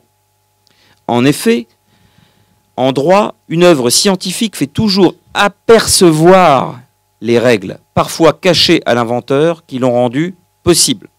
Tandis qu'une telle illumination rétrospective fait a priori défaut aux œuvres d'art. Le discours ne peut donc s'occuper de l'impossible. Ce qui peut appréhender l'impossible doit donc venir d'ailleurs, être d'une nature différente du discours, à savoir échapper à la sphère de la représentation, de l'image, de la subordination à une fin, s'opposer à l'idolâtrie. Dire l'impossible n'est pas permis au discours, car le discours peut être vu et peut montrer. Nous recherchons, pour dire l'impossible, un mode du dire contraire au discours en ce qu'il ne serait pas visible et ne pourrait rien montrer, mais serait en revanche la capacité de donner à voir. Pourquoi donner à voir ? Parce que c'est le contraire de montrer sans donner. Celui qui montre non seulement ne donne pas, mais il retire. À ce stade, il faut nous poser cette question. Qu'est-ce qui peut dire l'impossible ? Certes, ce n'est pas le discours, nous venons de le voir. Que reste-t-il ? Il reste la pensée et la poésie. La pensée en tant qu'elle n'est pas un discours philosophique. La pensée en tant qu'elle n'est pas métaphysique. Nietzsche, malgré tous ses efforts, sait qu'il faut se mettre à penser l'impossible. Mais, nous dit Heidegger, Nietzsche, malgré son génie, ne saurait y parvenir. Nietzsche n'a pas réussi, c'est la thèse de Heidegger, à sortir de la métaphysique. Pour penser l'impossible, nous dit Heidegger, il s'agit de sortir de la métaphysique. Et j'avais montré la dernière fois pourquoi, pour Heidegger, la métaphysique était de l'idolâtrie. Parce elle partait de l'étang. Je vais faire un petit rappel, mais c'est ça qu'on est en train de dire. L'histoire de cette question, nous dit Heidegger, la question qui porte sur l'être, est l'histoire de la métaphysique, de cette pensée qui pense l'être comme l'être de l'étang à partir de l'étang. Et pour aboutir en retour à l'étang. Ça, c'est dans les Beiträge sur philosophie, qui vient d'être traduit il y a 2 ans par François Feillier. Donc non seulement la métaphysique pense l'être comme étant simplement l'être de tel étant, premier problème, on l'avait longuement vu la dernière fois, mais en sus, second problème, nous dit Heidegger, elle le pense en prenant l'étant comme point de départ. Donc l'être est occulté, l'être de l'homme est occulté par l'étant. Elle opère, la métaphysique opère un retour à l'étant de départ comme pour en restituer l'être à l'intérieur. D'une certaine manière, l'être n'aura été extirpé de l'étant que provisoirement, et non pas pour mieux penser l'être, comme il devait en être question, mais pour mieux penser l'étant. La question portant sur l'être est, nous dit Heidegger, écrasée par la puissance de l'étant. La prééminence de l'étant, poursuit-il, perdure tout au long de l'histoire de la métaphysique comme un trait qui lui est essentiel. Chez Kant, explique Heidegger, le transcendantal s'accompagne d'une réflexion profonde sur l'expérience. L'étant est ce sur quoi l'expérience scientifique va opérer. Sans l'étant, aucune expérience n'est possible. La recherche du sens de l'être de cet étant est conditionnée par le fait de prendre l'étant, l'étant ça peut être cet iPhone, ça peut être Dieu, ça peut être la nature, comme point de départ, comme assise. La nature est prééminente. L'étant est ce qui se présente d'abord dans le questionnement supérieur, transcendantal donc, de l'être de cet étant. La métaphysique est à l'être ce que la physique est à l'étant. Tout repose donc sur l'étant dans cette pyramide. L'impossible que nous avons à penser, nous je l'ai dit, c'est la guerre. Ça me permet vraiment de rassembler le séminaire sur Kafka, sur Ponge, sur Bataille et sur Péguy. En quoi la guerre est-elle un impossible? En ce qu'elle apporte la mort. L'impossible qui se terre dans la guerre, c'est la mort. La guerre est le lieu idéal pour la mort. Elle nous apporte notre propre mort sur un plateau. La guerre est une arrachée du possible, puis une échappée vers l'impossible. On l'avait vu dans le séminaire sur Bataille. Il faut s'arracher du possible, et ensuite la littérature, une fois cet arraché ayant eu lieu, va nous transporter vers l'impossible en le disant. La guerre nous oblige à faire quelque chose que nous n'avons pas l'habitude de faire. Voir la mort en face. La guerre donne à voir la mort. Dans la guerre, il y a un déploiement de l'être de l'homme. L'homme ne plisse plus les yeux. Il n'est plus dans la situation du dernier homme nietzschéen, mais en position de surhomme, justement. Uber. Le surhomme, on l'a dit, c'est évidemment pas le super-héros, c'est pas un homme qui est supérieur aux autres. C'est quelqu'un qui s'est arraché au possible. Et Uber, ça veut dire, il a effectué la traversée. Il est allé de l'autre côté de la rive. Dans cette rive-là, il n'est plus chez lui. Il n'est plus dans la proximité des choses familières. Il est dans l'infamilier total. Il est dans l'impossible. Et le Uber, c'est l'homme qui est confronté à quelque chose auquel il n'avait jamais été confronté avant que sous forme de petite peur, petite bourgeoise, si vous voulez. C'est la mort en face. Une situation où il ne peut plus revenir en arrière, il est face à la mort. Uber, c'est ça le Übermensch. C'est celui qui a traversé la rive. Et d'ailleurs, c'est celui aussi qui doit übersetzen, traduire ce qu'il voit dans une langue qu'il n'avait jamais utilisée avant, celle de la littérature, celle qui fait dire à Kertész que Buchenwald est le plus bel endroit du monde, cette nouvelle langue inouïe qu'il faut trouver pour dire ce qui est inouï également, et où le discours ne sert plus à rien. Le discours ne sert plus à rien. Vous êtes face à la mort, au milieu des décombres et de l'horreur, aucun discours ne sert. En revanche, quand les nazis abattaient à bout touchant des juifs en Pologne pendant la guerre, les rabbins ne faisaient pas de discours. Les discours, c'était les nazis qui les faisaient. Les rabbins apportaient la parole du Talmud. Ils rappelaient qu'il fallait faire Shabbat alors qu'il y avait des corps autour d'eux. Ils rappelaient l'importance du Shabbat. Ils étaient dans la parole. Pendant que les nazis étaient dans le discours, abattaient tous les juifs. C'était un discours fondé sur une logique, avec une obligation de résultat, une solution à l'équation, la solution finale. Et donc là, avec le Uber, on passe de la rive du possible, où la vie n'est qu'un trompe-la-mort, pour accoster sur la rive de l'impossible, où la mort est un trompe-la-vie. Ici, sur la rive de l'impossible, où la guerre se déroule, la mort cesse d'être un accident de la vie, mais la vie redevient un accident de la mort. Pour bien comprendre l'œuvre de Bataille, il ne faut pas considérer que la vie est quelque chose, et qu'à l'intérieur de la vie, il y a la possibilité de mourir. Non. Pour Bataille, il n'y a que de la mort. Et la vie est un cas particulier de la mort. La vie est quelque chose qui arrive à se frayer un passage à l'intérieur de ce tout absolu qu'est la mort. Eh bien, c'est ça l'impossible. L'impossible, c'est quand on habite non plus à l'intérieur de la vie avec des anfractuosités qui font peur et qui s'appellent la mort. L'impossible, nous dit Bataille, et c'est ça que propose la guerre. C'est vous n'êtes que dans la mort, et le mode particulier de la mort, de temps en temps, c'est la vie. La vie est finalement un cas particulier de la mort. Tout esprit de sérieux est aboli, évidemment. On ne peut plus être sérieux. Le sérieux n'a plus aucun sens. Et c'est ce que dit Bataille aussi. La pensée n'a plus aucun sens. Au sens où on l'avait entendu jusque-là. La pensée n'a plus de sens. Il faut passer à autre chose que la pensée. Et même la pensée discursive, évidemment, n'a aucun sens, mais même la pensée qui sait que les discours pensent mal, même cette pensée-là ne sert plus à rien. Il n'y a plus de pensée possible. Alors il faut se demander ce qu'il y a. L'esprit de sérieux est aboli. C'est-à-dire qu'un calembour de mirliton et une théorie métaphysique ont la même valeur. Tout ça, c'est de la foutaise. Toutes les connaissances, toutes les encyclopédies et tous les rots, finalement, ou tous les chants de petits oiseaux, tout ça a exactement la même autorité. C'est maintenant qu'il faut rire, car aucune carte ne nous viendra en aide. Aucun théorème, aucune connaissance, aucun savoir, comme aucune mathématique. Aucune image ne saura nous réconforter. Et le monstre ne nous guidera vers aucune destination. Aucune vérité, aucun mensonge ne sera plus défini. Nous sommes entrés dans la sphère du non-savoir et de la non-connaissance. Je continuerai la prochaine fois. Merci à vous.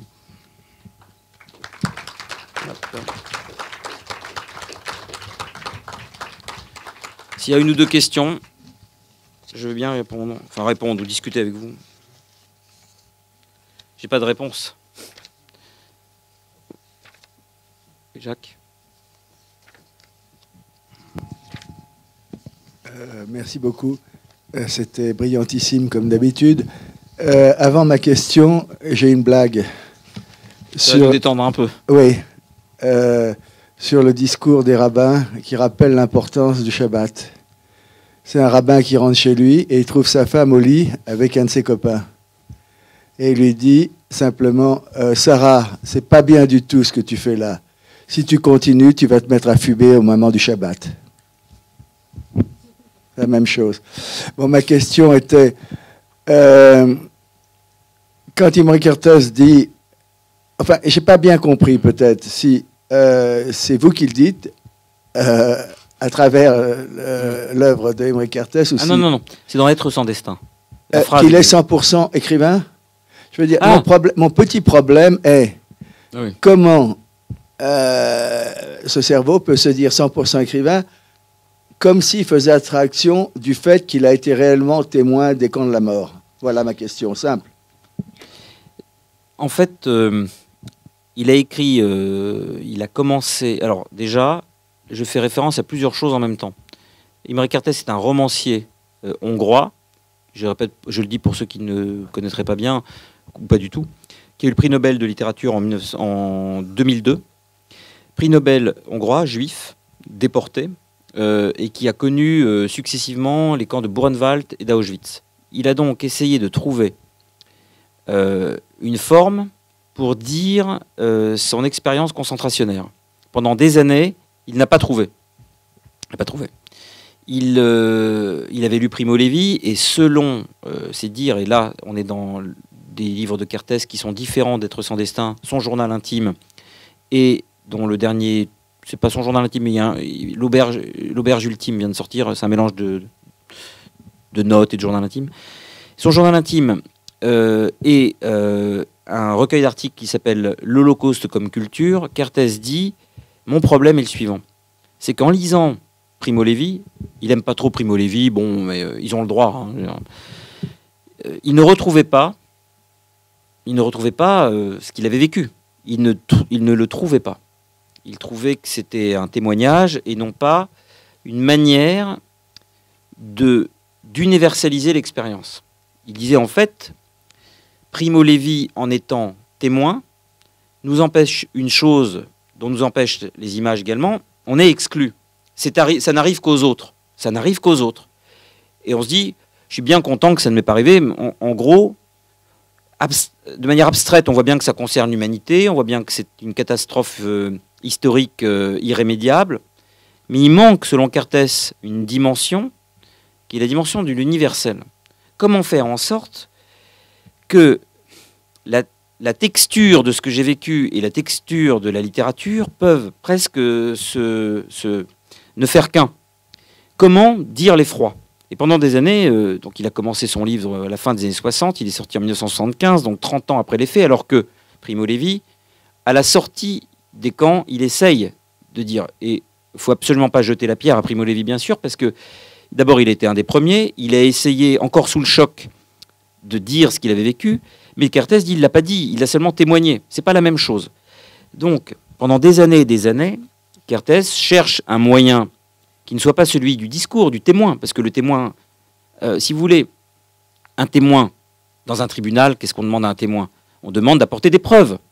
Pas des preuves au sens, la Shoah n'aurait pas existé et venez nous montrer qu'elle a eu lieu, mais des preuves de la barbarie avérée de telle ou telle personne, qu'un acte a bien été commis à tel endroit. C'est quand même des faits, si vous voulez, que les témoins viennent entériner. Et heureusement que les témoins sont là, bien évidemment. Kertész ne dit pas...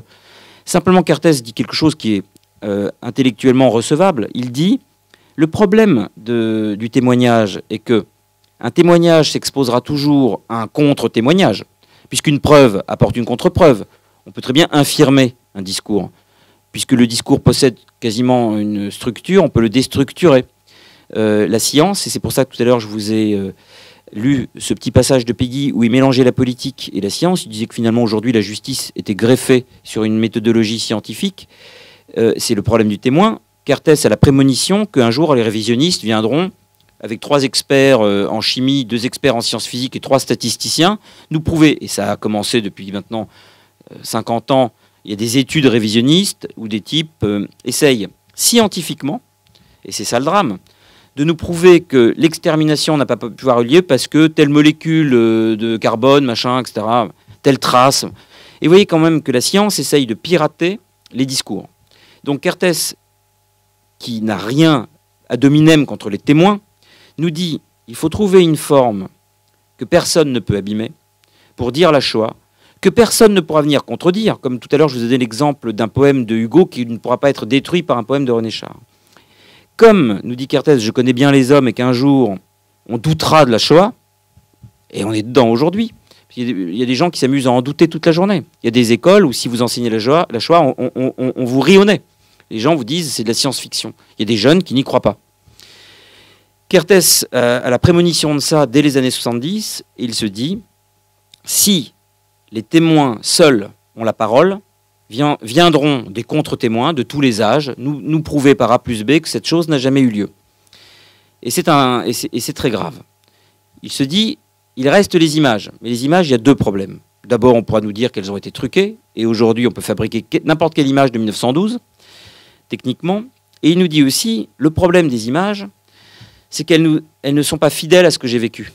Ce que j'ai vécu ne peut pas se dire par la caméra, ne peut pas se montrer.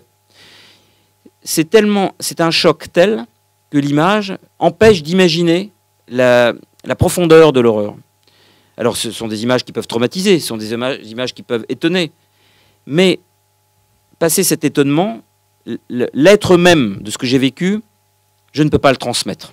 Il y a quelque chose de beaucoup plus grave encore, de moins spectaculaire et de moins horrifiant en première analyse, de moins horrible en première analyse, qui est bien pire et que seuls les mots parviendront à dire. Ce que j'ai vécu là-bas, l'image est en dessous. Elle ne permet pas de transmettre exactement ce que j'ai vécu au plus profond de ma chair. Et donc, il se dit, c'est très étrange, mais il y a quelqu'un qui, lui, arrive presque à dire ce que j'ai vécu sans l'avoir vécu.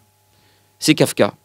Quand je lis La colonie pénitentiaire, quand je lis Le procès, quand je lis America, c'est paradoxalement beaucoup plus proche de la folie, de l'absurdité de ce que j'ai vécu et de la violence que quand je lis Primo Levi. Primo Levi veut tellement coller à ce qu'il a subi que paradoxalement, ça m'en éloigne. Quand Joseph K. est condamné, pourquoi est-ce qu'il est condamné? Pourquoi est-ce qu'il est coupable? Parce qu'il est condamné. Il est coupable parce qu'il est condamné. Cette inversion de la cause et de l'effet parle à Kertész. Il dit finalement, pourquoi est-ce qu'on me condamne? Pourquoi est-ce que je suis accusé? Pourquoi est-ce que je suis juif? Parce que les nazis viennent me chercher. Je suis juif parce que les nazis viennent me chercher. Non pas les nazis viennent me chercher, mais ça s'inverse. Il y a sa petite sœur qui est dans la bibliothèque, et elle lui demande quelle est la définition d'un juif. Et son frère, donc Kertész, son grand frère, lui dit « Je ne sais pas, je ne m'étais jamais posé la question, les nazis m'obligent à me poser la question. Eh bien, je crois que la définition d'un juif, c'est la question que tu viens de me poser. C'est quelqu'un qui, lisant des livres, se demande ce que c'est qu'un juif. » Et donc, on voit bien que là, on est dans quelque chose d'à la fois talmudique et de kafkaïen, et Kertész se dit « Et si cette littérature burlesque, inouïe, kafkaïenne, j'aime pas le terme kafkaïen, je veux dire, parfois on peut dire kafkaïen sans que ce soit forcément pris comme le burlesque de M. Hulot, hein, mais cet univers où la cause et l'effet sont inversés, c'est l'univers finalement du rouleau d'Esther dans la Bible, où le bouffon devient le roi devient le bouffon. Finalement, tout est inversé. C'est la période de carnaval. La transmission talmudique n'a plus lieu, la parole ne passe plus, parce que la cause et l'effet étant inversés, on est dans quelque chose où le sens des choses ne suit plus son cours habituel, donc la transmission ne marche évidemment que dans un sens. Donc il n'y a plus rien, c'est le carnaval. Eh bien, cet univers carnavalesque, burlesque, utilisé par Kafka, convient à merveille pour inverser les causes et les effets, comme dans le rouleau d'Esther, d'ailleurs, qui était écrit sur un mode parodique. Xerxès devient Assuérus, il y a une sorte de burlesquisation, même dans le style, et d'ailleurs c'est le seul endroit dans la Bible hébraïque où Dieu n'est pas là, il n'est jamais cité. Donc il y a une absence de Dieu. Et donc Kafka, utilisé par Kertész, devient un instrument du dire absolument vertigineux. Il voit que toute son expérience, elle est compatible avec cet humour, et que tout d'un coup, quand Primo Levi était obligé de nous dire ce qui se passait à l'intérieur du camp, c'était un témoignage formidable et qui n'a pas de prix. Mais, c'est la phrase que je prends souvent, comment tout le monde a la prémonition de ce que peut être Buchenwald, mais quand on en fait le plus bel endroit du monde, tout d'un coup, on voit ce que va devenir Auschwitz et on voit quelle différence il y a entre un camp de concentration et un camp d'extermination. Quand il essaye de faire plaisir aux Allemands parce qu'il donne raison aux nazis en disant « c'est vrai qu'on est quand même mal habillés, c'est vrai qu'on est toujours en train de faire nos petits business, et moi je suis désolé, mais mon meilleur ami, il a le nez crochu, et moi je suis laid, je comprends qu'on puisse nous haïr. » Là on rentre dans quelque chose de vertigineux, car quelque chose n'avait jamais été fait. C'était de donner raison, littérairement, burlesquement, kafkaïennement, au bourreau. Quelqu'un qui soudain se met dans la peau du bourreau pour nous décrire Buchenwald sous la façon d'une sorte de club méditerranéen par rapport à l'horreur d'Auschwitz, où les chiens ont raison d'aboyer contre les déportés qui sont, et là c'est là que c'est bien vertigineux, il dit « c'était normal qu'on nous haïsse, on était en haillons et maigres ». Et vous voyez le coup de génie du renversement. Ce sont les gens qui les haïssent, qui les ont mis en haillons et qui les ont amaigris. Et Kertész dit, maigre comme on était, il était normal de nous haïr. Il renverse donc la cause et l'effet. Donc là, tout d'un coup, on rentre en résonance avec une littérature qui avait déjà existé et une réalité qui attendait cette littérature presque sous la main pour trouver sa résonance, comme dit Ponge. Ponge est très intéressé par la notion de résonance, mais R-E-S-O. C'est-à-dire l'harmonie. On avait fait un truc sur... il faut que la réalité rentre en résonance avec la façon de le dire. Et Kafka, plus la Shoah, ça fait Kertész, d'une certaine manière. Et on est là dans quelque chose qui ne peut plus du tout être infirmé par quoi que ce soit.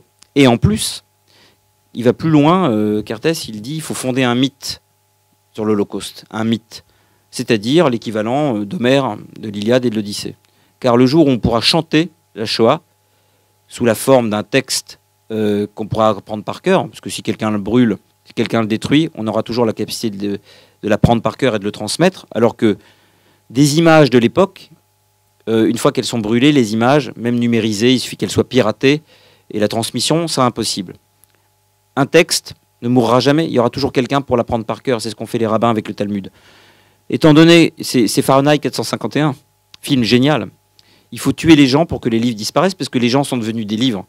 Donc comme les gens ont toujours le pouvoir de devenir des livres, si on déclenche un mythe sur la Shoah, quelque chose qui peut se transmettre même de manière approximative, où les personnages peuvent changer de nom, c'est le roman de Renard, où les histoires peuvent un peu dévier. Ce qui doit rester, c'est l'horreur concentrationnaire, le fait que des millions de gens ont été anéantis pour rien, c'est ça le sujet. Et ce sujet-là, la seule manière de le sauver du révisionnisme et des temps de barbarie où on considère que c'est de la pure fiction, eh bien ok, on va en faire non pas de la fiction, mais quelque chose qui n'est ni de la fiction ni de la réalité, un mythe. Un mythe, c'est imparable. Peu importe que Ulysse ait exactement été cet Ulysse-là, peu importe que le roi David dans la Bible était exactement ce roi David-là, si on arrive à faire un personnage qui devienne aussi important que la réalité exacte de ce qu'il a été, alors on pourra fonder un mythe, et dans ce mythe-là, l'honneur, la dignité, le souvenir de tous ces déportés auront échappé au pire du pire du pire, c'est-à-dire l'oubli. Est-ce que je réponds à votre question? Pas. Et les Arméniens ces jours-ci. Et les Arméniens ces jours-ci. Alors, je ne sais pas si l'Arménie a son Carthès, mais il est vrai que beaucoup d'écrivains ont réussi à chanter l'horreur. Junger et la guerre 14, Maurice Genevoix, ceux de 14. C'est dommage que Péguy soit mort le 5 septembre 1914, parce que la guerre sous la plume de Péguy aurait donné quelque chose d'absolument extraordinaire. Donc la littérature de témoignage et la littérature tout court, c'est pas la même chose. Les écrivains ne sont pas... Et Sandrars, bien sûr. Sandrars, dont on dit qu'il a beaucoup inventé. Ça veut rien dire, en fait. André Breton, Aragon. Oui, oui. Non, mais c'est vrai que... Non, mais on lui a reproché d'avoir beaucoup... Mais moi, c'est pas un reproche, hein, donc d'avoir beaucoup brodé. C'est pas très grave. Si vous voulez, par exemple, il y a la Corée du Nord, où je me suis rendu plusieurs fois, il n'a pas encore trouvé son écrivain. Les réfugiés nord-coréens témoignent encore. Ils ne sont pas encore passés dans la littérature. Pour eux, c'est très intéressant, la littérature est encore impossible. Car pour eux, la littérature est connectée uniquement justement au discours. C'est-à-dire que tous les écrivains nord-coréens, j'en ai rencontré 3 là-bas, à Pyongyang, quand vous leur demandez quels sont votre sujets de prédilection, ils vous répondent le grand leader. Soit le président éternel Kim Il-sung, soit le grand leader Kim Jong-il, soit Kim Jong-un. Donc toute la littérature est vouée à faire l'éloge finalement des grands leaders. Et Kim Jong-il avait des bureaux qui toute la journée composaient des poèmes à son intention. Et c'était pris très très très sérieusement, ces choses-là, la poésie. Mais c'était une poésie qui était totalement aliénée au système politique. Donc quand ils viennent en Corée du Sud, après s'être échappés, le témoignage, ils y arrivent. Et encore, ce que vous dites est très intéressant par rapport à Sandra, c'est qu'il y a beaucoup de mythomanes. On les appelle mythomanes en disant oui, c'est faux, c'est pas vrai, on peut pas passer la rivière à cet endroit-là, il n'a pas pu s'échapper de telle région parce qu'il faut un passeport intérieur. Bon, bref. En fait, c'est pas du tout vrai. C'est vrai, mais je veux dire par là que le rapport à la vérité est tellement abîmé qu'on ne peut pas les traiter de mythomanes. Ils ont un rapport à la vérité qui est bancal. Il y a autre chose, c'est qu'ils ne sont pas encore capables de rentrer dans la sphère de la littérature. Parce que pour eux, la littérature est liée à un système politique. Leur cerveau n'arrive pas à se dire que la littérature permet, au contraire, d'échapper au joug des leaders. Pour eux, c'est associé. Dans leur cerveau, littérature égale Kim Jong-un, égale Kim Il-sung. Donc pour eux, la littérature n'est pas du tout un instrument, pour l'instant, qui peut dire ce qu'ils ont vécu à Pyongyang. Ils peuvent juste chanter des louanges. C'est intéressant. Quand est-ce que le premier cerveau nord-coréen va écrire la première œuvre qui dit Pyongyang et qui dit la Corée? Intéressant. Intéressant. Oui, là vous parlez d'Imre Kertész et vous dites que Imre Kertész est ironique. Mais moi je pense pas du tout. Imre Kertész n'est pas du tout ironique. Parce qu'en fait, bon, Imre Kertész et Primo Levi, ils ont un point commun, ce sont des juifs assimilés. Bon. Et Imre Kertész, qui était donc juif hongrois, quand il était à Auschwitz, comment on dit, il avait une grande admiration pour les uniformes allemands. Hein. Il était assez germanophile, mais il avait une grande haine contre les juifs polonais. D'ailleurs, il y a une phrase de yiddish qui revient tout le temps dans ce livre, dans Être sans destin. Cette phrase de yiddish, d'ailleurs, elle est très mal traduite. C'est le juif polonais qui rejette Imre Kertész en lui disant « Du bist nicht kein Jid, du bist ein Scheigetz ».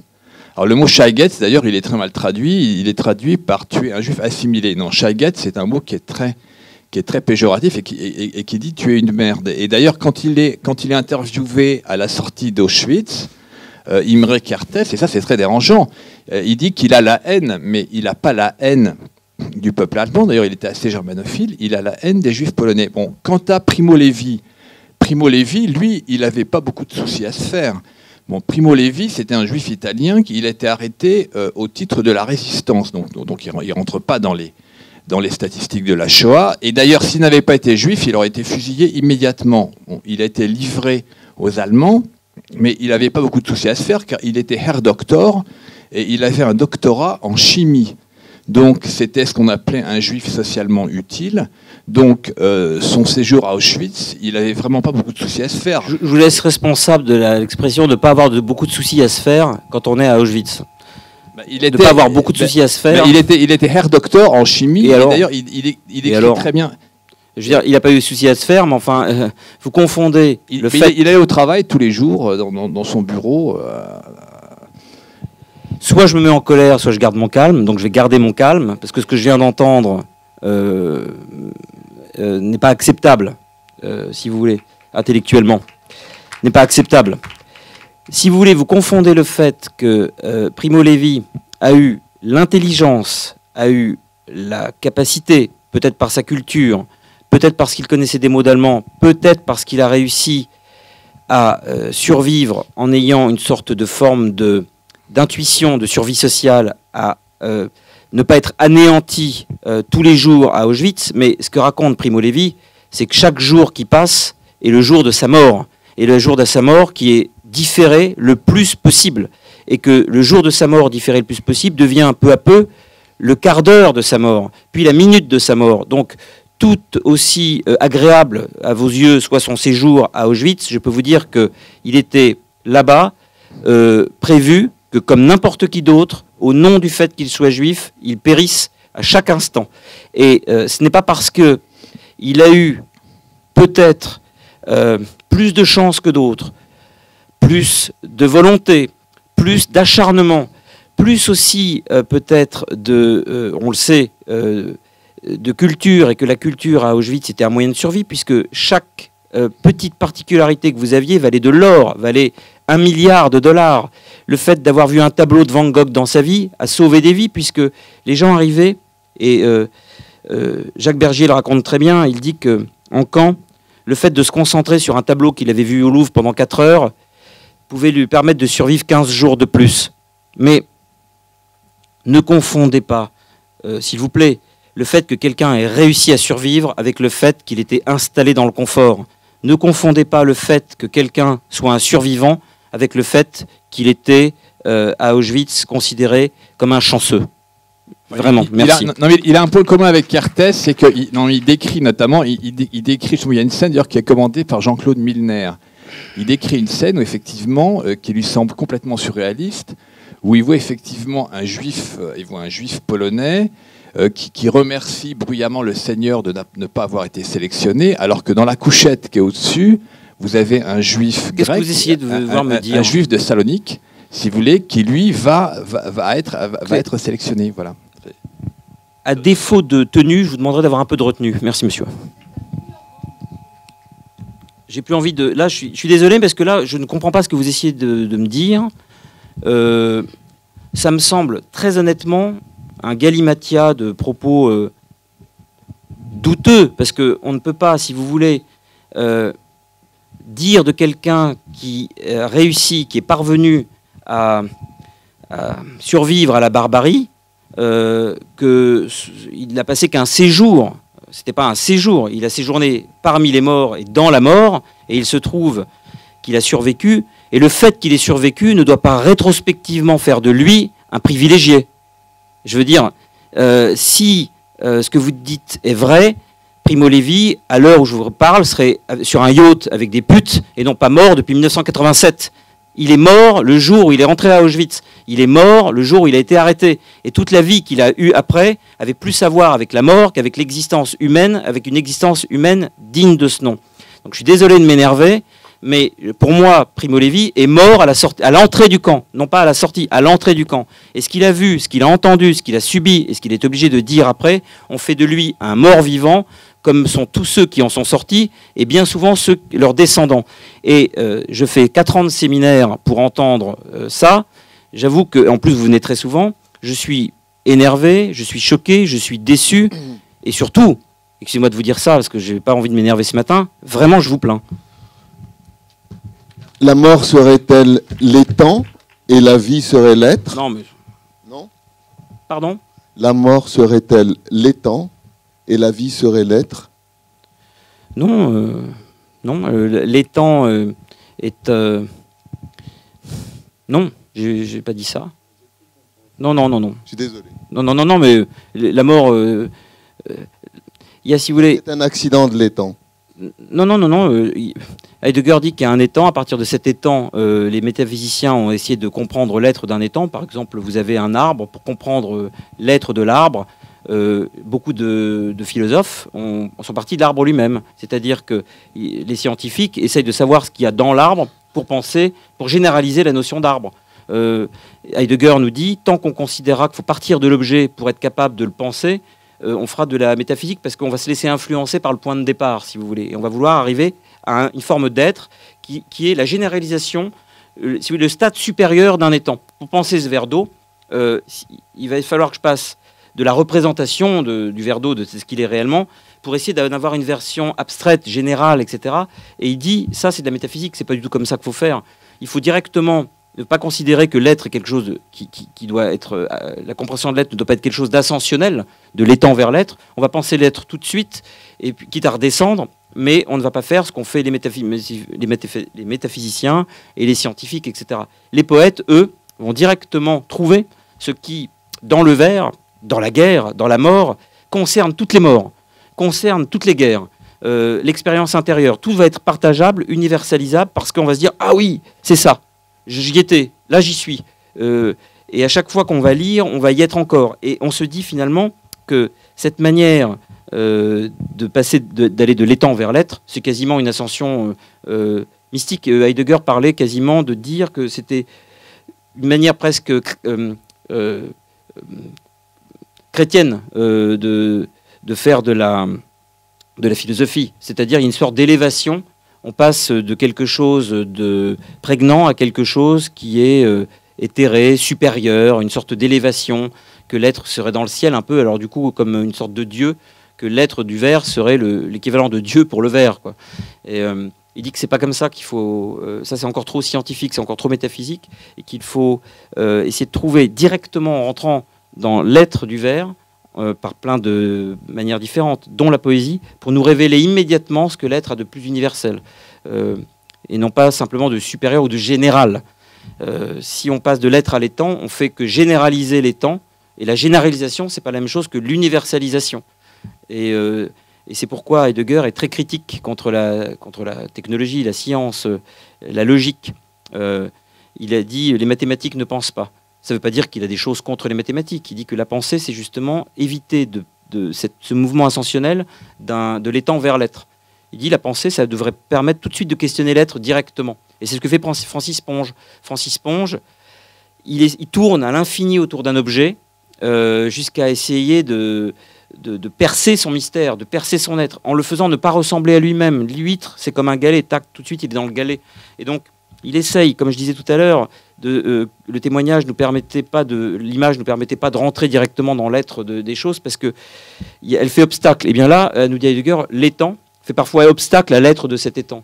Le fait d'avoir un verre sous les yeux nous empêche de le voir. Et c'est pour ça que Ponge, parfois, s'éloigne infiniment. À un moment donné, vous savez, dans l'huître, il parle d'une galaxie, il dit qu'il y a un cosmos nouveau à l'intérieur. Il parle dans le macroscopique pour nous parler d'une huître. Et finalement, ce qu'il essaye de nous faire comprendre, c'est que la manière d'avoir une ouverture sur le monde et sur l'être des choses, sur la vérité de l'être des choses, non plus les temps, et ça vous allez voir, c'est absolument génial. Ponge et Char et Heidegger disent la même chose. En gros, c'est quelle est la chose qui, à la fois dans le domaine de l'expérience humaine et à la fois dans le domaine de l'expérience littéraire, est commune. Est-ce que c'est l'amour? Non. Faire l'amour en vrai et faire l'amour en lisant Sade ou en lisant un livre d'amour, c'est pas la même chose. Toucher un objet, non. Toucher quelque chose en vrai et toucher dans un livre, c'est pas la même chose. Mourir, non. Mourir en vrai et mourir en lisant Faulkner, c'est pas la même chose. Quel est donc l'événement, quelle est donc la chose qui soit commune en tant qu'expérience au fait de lire et au fait de vivre? Il y en a une, nous dit Heidegger, c'est l'étonnement. Vous pouvez être étonné en ouvrant une huître, dire, ah, la première fois que vous voyez, ou en ouvrant une boîte, hein, ou en regardant un ciel, une aurore boréale. Et il y a quelque chose qui est possible également en littérature, c'est l'étonnement. Et vous êtes émerveillé, étonné en lisant. Eh bien, l'étonnement est quelque chose qui, dans la vie réelle et dans l'expérience littéraire, a la même texture. Et cette manière d'étonner, cette manière de surprendre, cette manière d'émerveiller est une ouverture vers l'être. Quand Ponge nous parle d'abord d'une huître comme un galet, par exemple, ou qu'il le compare à un cosmos, on est étonné. Et il essaye de restituer, je prends cet exemple, je vais passer du temps là-dessus, hein, il essaye de restituer l'étonnement qu'on pourrait avoir au moment où on ouvre cette huître. Ça peut être une déception, mais c'est un étonnement. Il y a bien un premier jour dans la vie où on voit ce qu'il y a à l'intérieur d'une huître. Eh bien, l'étonnement, c'est une ouverture possible vers la vérité de l'être des choses. Par exemple, il y en a d'autres. L'ennui en est un aussi. On peut s'ennuyer dans la vie et s'ennuyer dans l'expérience. Il y a plein de choses qui font que, dès, si vous voulez, que la parole et la réalité ont une texture commune, il se passe quelque chose pour accéder à l'être des choses.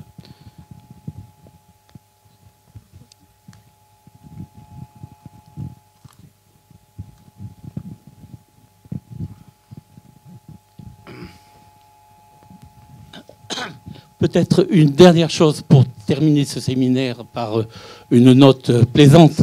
C'est la parabole de Heidegger à propos de la chaussette trouée, que vous connaissez peut-être. C'est un séminaire qui était consacré à la différence des écrits entre Fichte et Schelling, que Heidegger cite la parabole de la chaussette trouée. Il dit que l'être de la chaussette ne transparaît que lorsqu'on la voit trouée, parce qu'on ne peut plus l'utiliser comme étant. Et je pensais aussi à cette parabole quand on a parlé au dernier séminaire des godillots. Oui, c'est ça. C'est un peu la même idée. C'était l'exemple du tableau de Van Gogh. C'est ça. Voilà, ouais. Tout simplement. Exactement. C'est la fêlure, en fait. Oui, parce que parle de Lenzweihung. Mais bien sûr, parce que le déchirure. Mais bien sûr. C'est à l'origine d'ailleurs pour Hegel dans cet écrit. Hein, on voit l'origine de la dialectique. Oui, parce que le trou de la chaussette renvoie à la crise. Non, à l'usure et donc à l'utilité. La chaussette est quelque chose qui protège, donc le fait d'avoir usé, d'avoir troué, renvoie à l'utilité de la chaussette, et la chaussette prend tout déploie son être instrumental d'objet utilitaire, et donc effectivement le trou fait comprendre la chaussette parce que du coup on voit à quoi elle servait. Et donc on comprend en une fraction de seconde qu'elle était là essentiellement comme moyen et non pas comme fin. Et c'est un moyen génial d'en rendre compte. Oui, c'est vrai. On en avait parlé avec le tableau de Van Gogh. Le sabot usé, l'usure, le godillot.